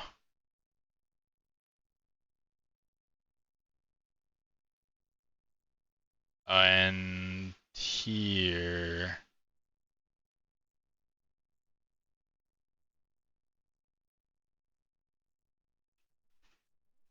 in spawn at position, or maybe even sooner.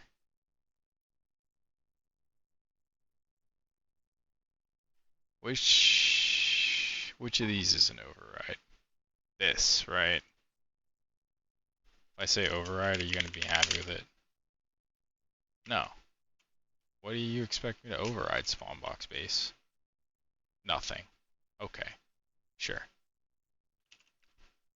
Anyway, here in spawn is where you say if max spawns is greater than 0 and num spawns is greater than or equal to max spawns, we do nothing.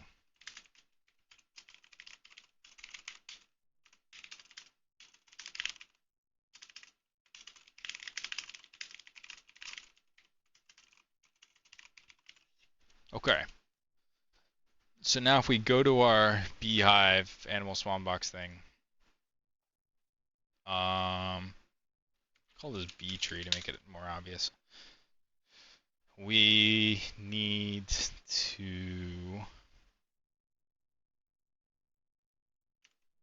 Do we not add a way to... Alright, we have to make this editable.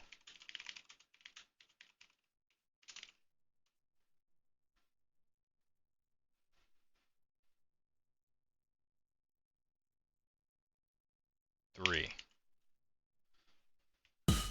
Well, 1 immediate. We forgot to get it fix that. 1, 2, 3, and then just leave it alone. No more bees coming. Cool, cool. So that part of it works at least. Now let's kill a bunch, and I guess get hit by one. Do they start spawning again? Yes, they do. Cool, cool.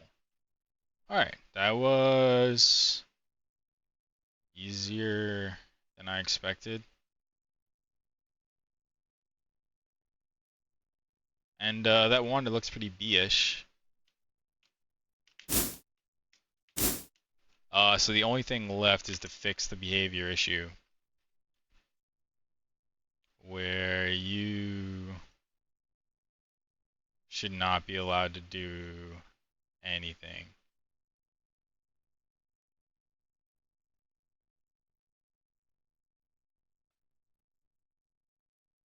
You should, on start, record a timestamp.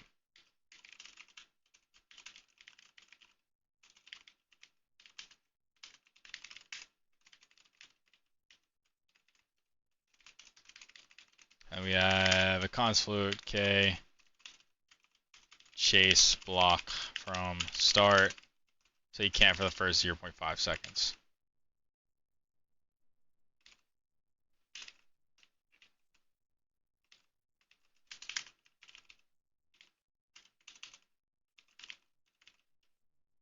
Okay.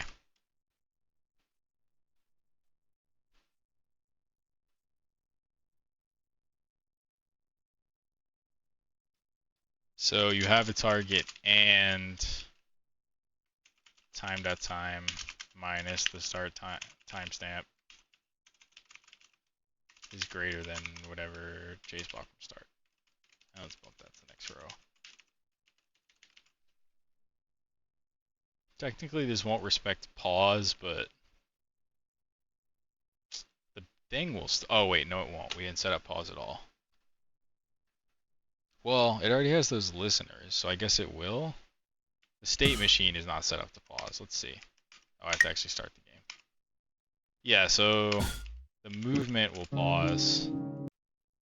But technically its state machine is still running. I guess I have to decide if that's something I really care about. I mean, it's easy enough to... I already, like... Didn't I already make a...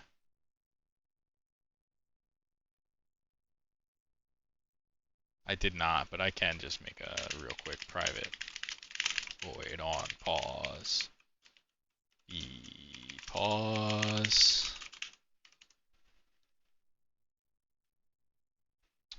On pause. You should flip this. And then we can just early out here.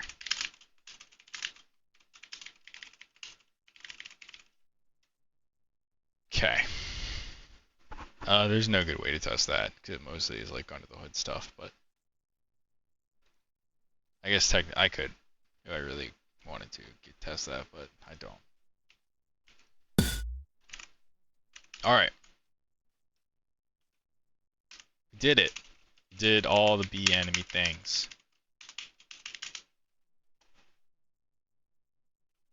Whoa. Okay, next, clean up the woods platforms. I think there's only 4 or 5, so it shouldn't take that bad. It shouldn't take it long.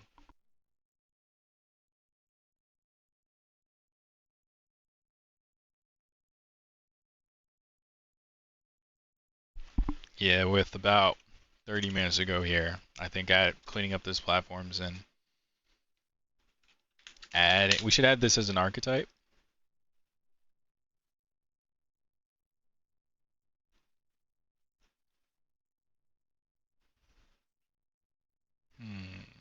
Enemies? Yeah. Oh. We also should make sure this beehive is always on front. And those offsets are fine, but this should not have offsets. Oh, also you should probably be lit, but you can be unlit.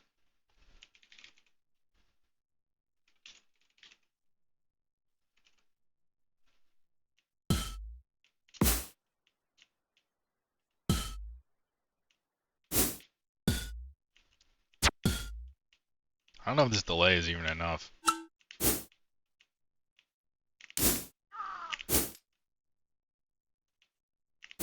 Yeah, I want them to like chill for a second. Just a second.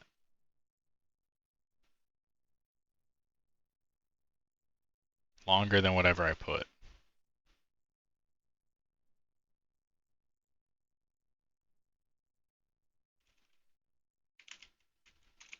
One full second. Okay. Let's double check that's fixed.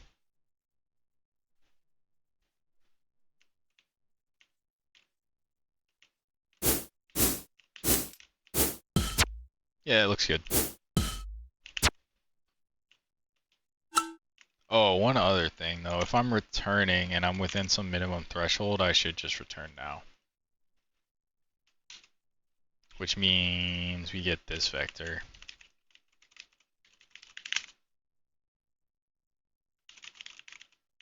Because I saw them, sometimes they're just like spamming in the middle. That's when they have too much time left on their return, so they still need to like constantly move towards the middle, but like they're already there. So we can just here, we get this vector anyway, we check if delta dot magnitude is greater than, I don't know, or I guess less than 0.1, or even 0.5. Let's make it, you have to actually pretty much be there. Then we hit this as well, otherwise we just do this. Or we say m direction is delta normalized. Okay. Alright. I can test that really quick. That should be a reasonable test. You want to get them chase and then you let them go back.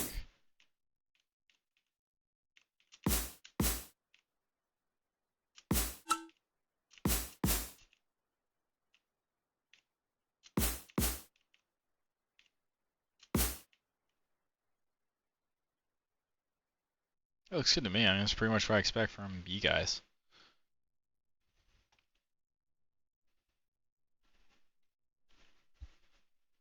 Okay, we can delete this B tree from the main level now that it's a prefab. Alright, platforms. So we want to search PS2, I believe, or PS3 is where the woods start. 2 is the end of the meadow. Okay. For each of the platforms here, we want to add some stuff, which means we want to fix the spline keys, adjust the tile map potentially. Let me bring that up. So fix the spline keys, adjust the tile map, and add plants if there aren't any.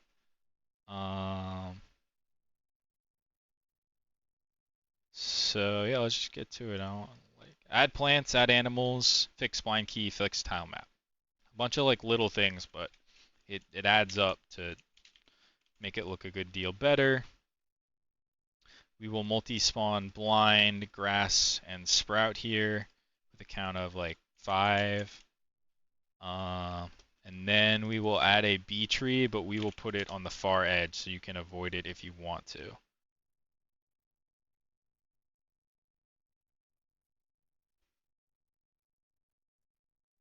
Okay. Then we will fix our spline keys. Basically, just what I found with this is you do not have to go as like far wide as this, and usually it's detrimental because to change direction, it needs to kind of keep going the same way anyway, so it's going to go a little bit further than your key. So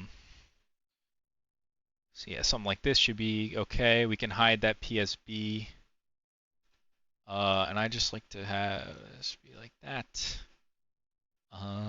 Anything else? Oh, we didn't hide that PSB sprite. Oh, and then the tile map. So I just like to throw in some of these, like decoration dots that I didn't have before.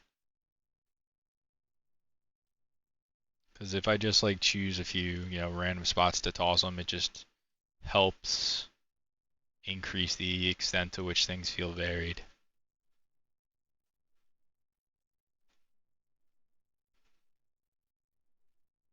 Shout out to Vexed on itch.io who makes this tile set. Anyway, I don't have to go crazy here necessarily, just want to take advantage of the opportunity for, decoration. All right, first one, good. That's 3-0. Let's move on to 3-1. I should really just have it on 3. Okay, this has mushrooms that are messed up.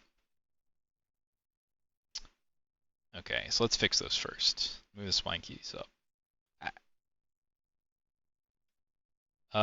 Yeah, so let's fix the mushrooms. This needs to be less wide. And needs to be at 0.5. We'll leave it as rocks for now. Maybe in the future, something else, but rocks for now. And the scale, I believe, of the rocks needs to be some multiple, it's like 2 over 3.5, I believe, is what would give it the correct look. Yeah.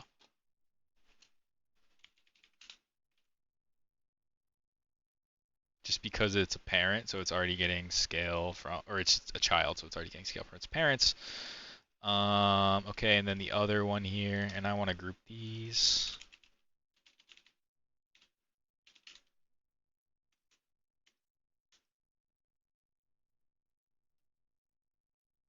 Okay, let's move to 0 because it's on some weird Z. Oh, it's probably because of this. Always at a Z. Why? Oh my god. So annoying.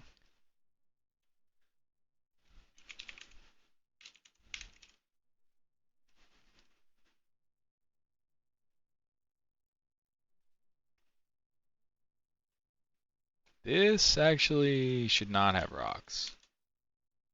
Because these guys are just going to be up all the time, right? These guys don't burrow. So we really just need this.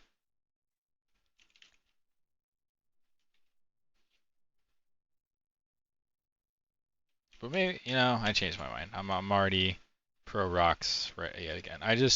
I might replace them with something else. I probably will for this one specifically, but I just like having something telling you, hey, something is here. Okay, 0.5 is already the proper scale because it's 4, so it's 2 over 4, 0.5. The other thing here would be fix. Okay, so there's that. Now let's fix the spline keys. Just making it a little bit more forgiving, basically. So it's gonna loop around anyway. Can make it like that. Yeah. Okay. And let's make plants. I'm gonna grab this same one as a starting point. So we'll just make 2 of them. In areas that like have enemies in them, you have to use the less obtrusive like grass and sprout.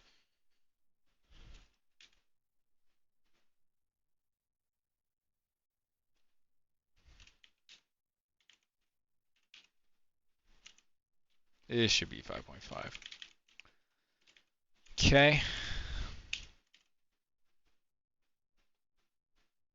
5 is too many. Down to 3.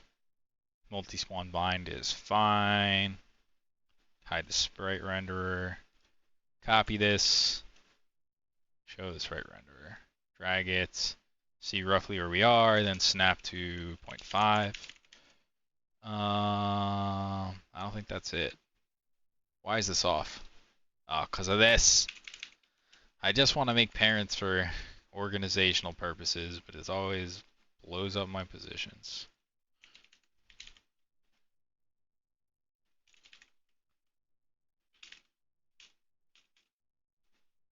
Okay, whatever.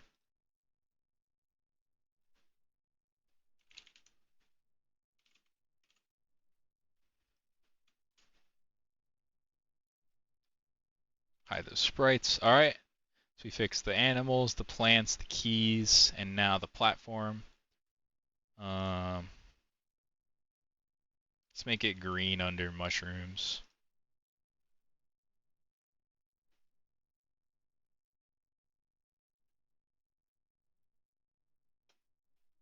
Use this.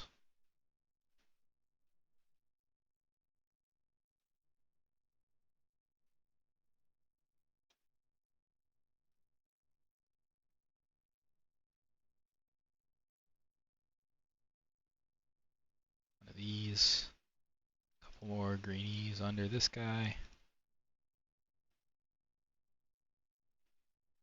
And then just to have something a little different, we'll do some brown dots as well.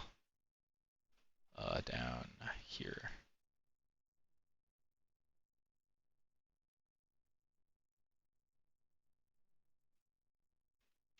Alright. Looks good to me. Let's go to 3-2. Okay, we have 3 short mushrooms here, so they're like very messed up. Can maybe put a flower back here. We probably want to put a single grass here, and maybe double grass here. Okay, so let's make a parent. Put it at 0, for God's sake. And call it ASBs. Put all these under it. And move it into position. Reduce this on 12, 0.5. We have to fix the scaling. So it was really small, right? 1.25 over 2. Or no, it would be 2 over 1.25, right? Or maybe it breaks down if I make it less. Oh no, that looks right. Does it? No, it doesn't. I mean, I guess the, oh, yeah, so the Y is 1. I guess this is right.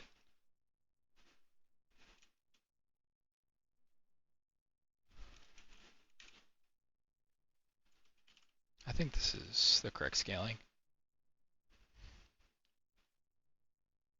That is a tight squeeze though.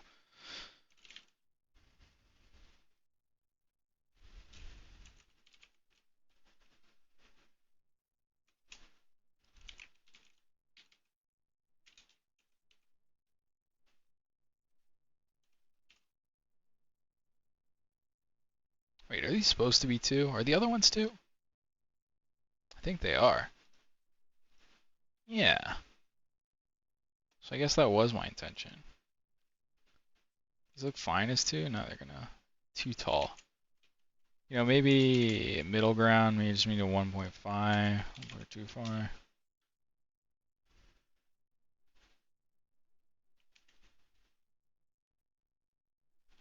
Yeah, I'm gonna leave them at 2, just as like a sort of reminder to myself that like probably need to replace these with something else. But I'll still put them at the right position, so when I do replace them with something else, they'll just be fine.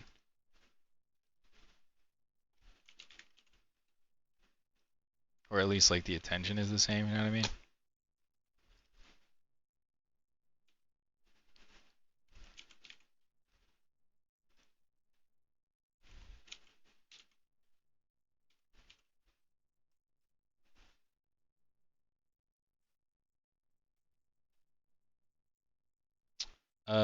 This one probably use more of its space. 7, 2.5, and these are 2 over 2.5. Is that right? I guess. Doesn't look right.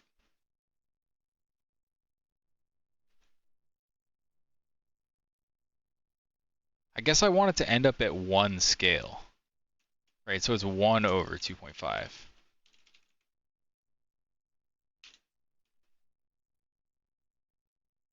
Or maybe I want it to end up at 2 scale? I'm not gonna worry too much about the rocks. I'm gonna breeze past them and focus more on the other bits. If the plane of record is replace the mushroom rocks with something else. I still want that indicator there that like, yeah, there's something here, but it should be a different sprite. I don't know exactly which one yet. That has been part of my problem in making this game, is I sometimes get carried away like improving and like polishing a thing that I know is going to be placeholder, which is a huge waste of time.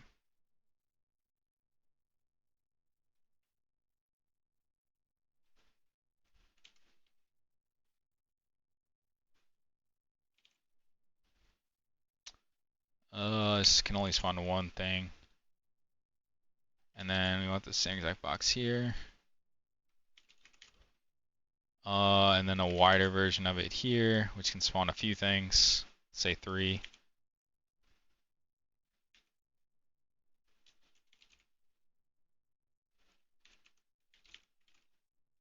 And then back over here, we can spawn a flower instead, since we have a bit more space.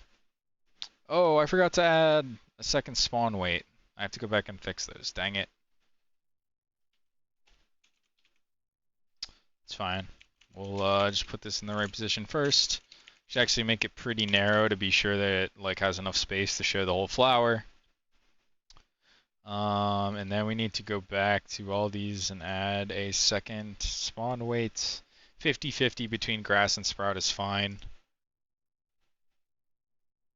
Hey man, thanks for tuning in. Thanks for the follow. But yeah, this like spawn weight thing. If I put grass and sprout but only had one element here, it would have been. I don't think it even would run. It's gonna assert.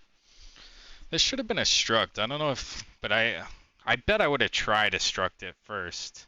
And the only reason it's not is I assume Unity doesn't let you just put custom structs in the editor.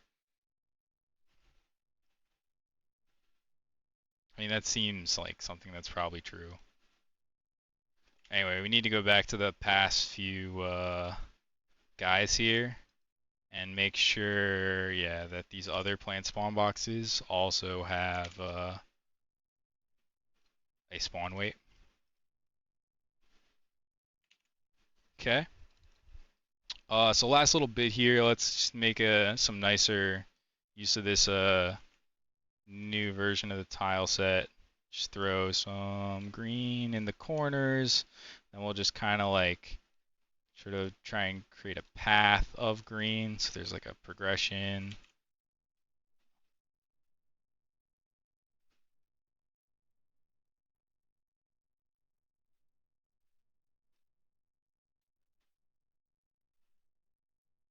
And then the place where there's green, we'll also throw up these extra dots in our edge tiles.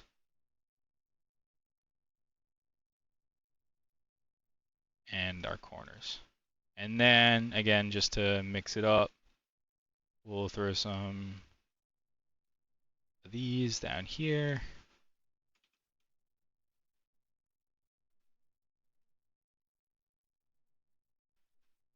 Should I like bottom left one? Not really. Maybe this one.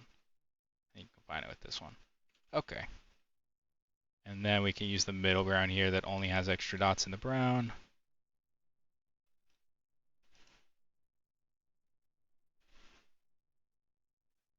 Yeah, I like using lower bit tile sets, just because as programmer art, you know, like programmer focused. I need the ability to like open it up in Paint and do obvious things to make slight changes. And if I get an art pack or whatever that's too detailed, I'll never be able to do that. So like I would only have to hope on the art pack from the get-go having everything I need as is without any modifications, which rarely is the case, unfortunately. But we are good now here on platform 3.2. Let's move on to 3.3. Just cleaning all these up, and then I think by the end of the stream here we can get all 5 of our base platforms, and one of them should include our new bees, and maybe on 3.4 we can modify it to also have bees. But let's not put the cart before the horse. Let's just finish up 3.3 here. We have 2 burrowing mushrooms. I'm not going to bother to clean up the rocks. I just want to get rid of the position on the animal spawn. I should have never parented them.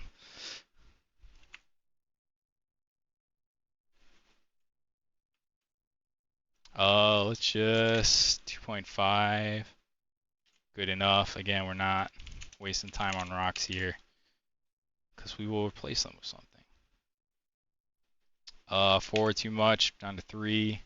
7.500. Well, just kidding. We actually need to be at negative 0.5, but I'm suspicious of that. Why are you not? Oh, okay. I guess because it's like it's a little inlet. That makes sense. We're good. We're good. Okay, let's fix our spline keys. 1 slightly higher, 2 slightly. Yeah, we just gotta basically bring them in with the idea in mind that as the spline loops around, it'll go a little bit further than these in every case. So I think that's okay. Let's go steal our plant spawn boxes from this one, because we want a similar idea, just like these grass and sprout boxes where the burrowers are. Let me up this to 2. 7.5, 0.5, 2. And we'll put like a bush or a flower here, and then we don't need this one.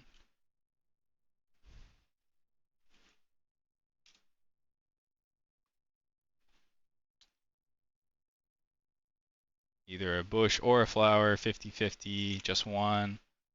Just make sure it's on the edge. Cool. And then let's hide all these sprites, and then just touch up the tile map.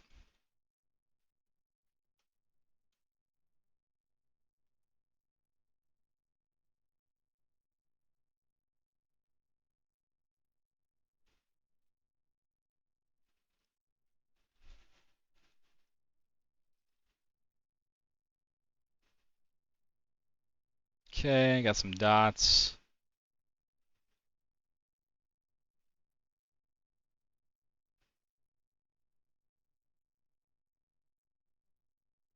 Oops. You know, we should probably... Alright, that ends this one.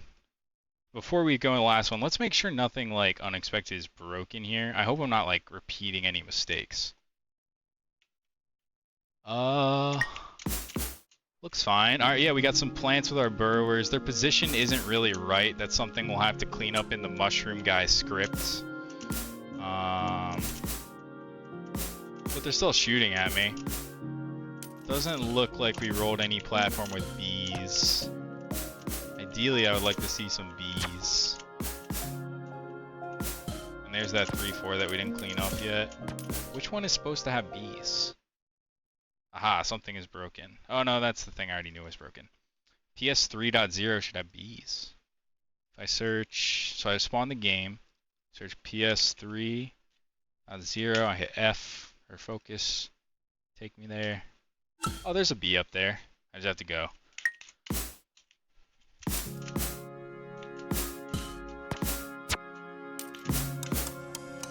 Okay, there's my beehive. It didn't spawn any bees. Oh, there's some bees. And they charge me properly and go back to their beehive and stuff. This one is pretty out of the way, but that was my intention for this earlier platform. We only have these 5 platform variants for woods, but we'll probably want to go to a similar level as the other, as the meadow we set up, with something like 15, maybe like probably between, I don't know, 12 and 20 in total.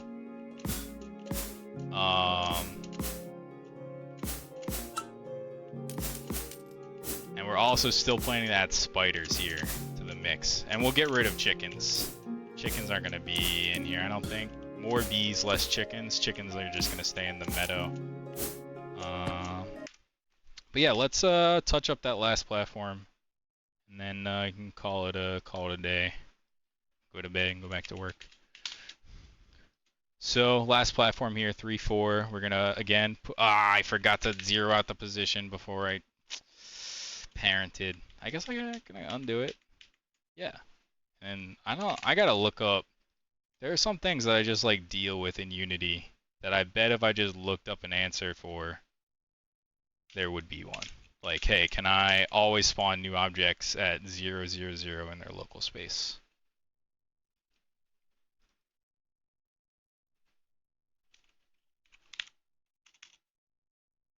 Thanks, man. Got a couple more, I know I keep saying like 2 to 3 more weeks for like weeks now, but I do think I got about half of the visual improvements done that I wanted over the past week. So I can probably get the other half this week and some more gameplay stuff, and then 1 more week to generate like capsule type stuff like trailer and screenshots and stuff. So I'd say probably about 2 weeks from here I'll get that internet feedback version up. Like I said at the top, switching off that complicated render to texture scheme fixed most of my WebGL specific issues, so we are all good to deploy to web for that feedback version soon. We're just going to adjust these spline keys, steal the plant spawn boxes from this, reveal them, just tweak them around a little bit. Probably don't need this one, it's too small of an area, but we'll throw this here. This here, we'll spread this out. Actually, this is a copy of this. And then we just sort of floor those positions.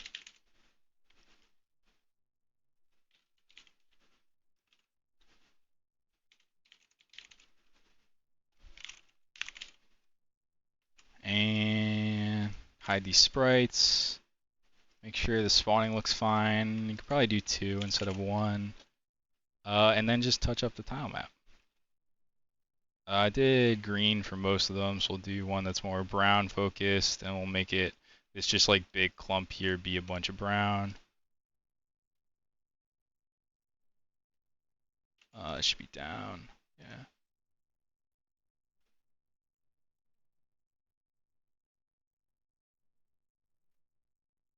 Can't be the same as the previous.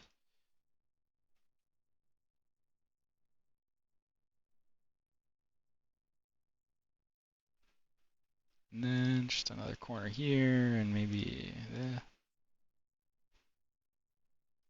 Cool, cool. And now let's adjust the edges.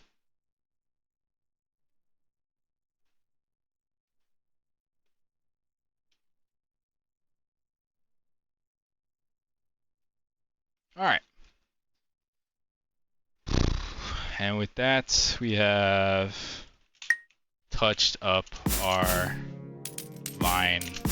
woods platforms. Still need more woods platforms in total before we can call the woods done. And there are also fixes required with our mushrooms there, who are not going up high enough. I think they just have some like specific offset written somewhere that I need to increase. Our new bee behavior, pretty good, pretty much what we want. Maybe we'll tweak the parameters, but like, I don't know, they look pretty swarmy to me. They come after you if you get near their hive. That's like classic bee behavior in my opinion. Oh, I fell. So yeah, I guess it's probably about where we're gonna stop here. Yeah, we're coming on 9 o'clock. Looking forward, I am going to continue the visual work So that means continue polishing the vine.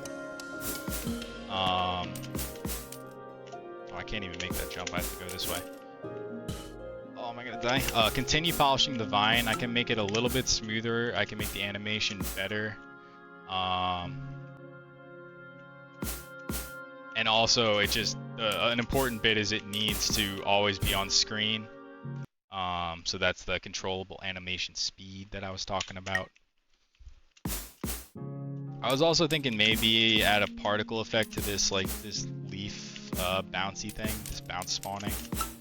Just a small one, but I am worried about it being too messy because there's already leaves coming from this. If this is always going to be on screen, you got projectiles, you got enemies flying around. There's a lot of stuff going on, and I want to make sure that that stuff is just like spread out appropriately. Is like, you know, it's a good mix of stuff. You know what I mean? That it's not just a jumbled mess of stacking things on top of each other, which, to be fair, is a little bit right now. But yeah, let me just add that one last note about mushrooms don't unburrow high enough. Also need a different indicator than rock. Rock doesn't scale well with short distances associated with mushroom spawn locations. Okay. So yeah, that's going to be it for me for today. Looks like we did clean up the existing platforms, and at least one of them has bees, so we got that proof of concept. So I'm going to count it as meeting all our goals for today's stream, so that's pretty cool. Next week should have some improved visuals, potentially some gameplay improvements, like more wood platforms and item improvements. And that kind of work would continue the following week as well, hopefully looking at a feedback version on like late March, early April. It would be like either this weekend, I think, the weekend of the 30th, or early in the following week of April 1st. So yeah, pretty cool stuff. The content I'd be targeting would be the full woods level, which I'd say we're about, I don't know, 40% done if we got 5 out of 15 of the platforms, 2 out of 3 of the enemies. So the full woods level. Oh, we also need to do the spider boss for the woods level. And no, just like representative gameplay systems. So that means items, movements, all that kind of stuff should be in like a solid enough state to where feedback I get back from people is actually meaningful. You know, if I just get people echoing a long list of, oh, I know I need to fix that, that's a lot less useful.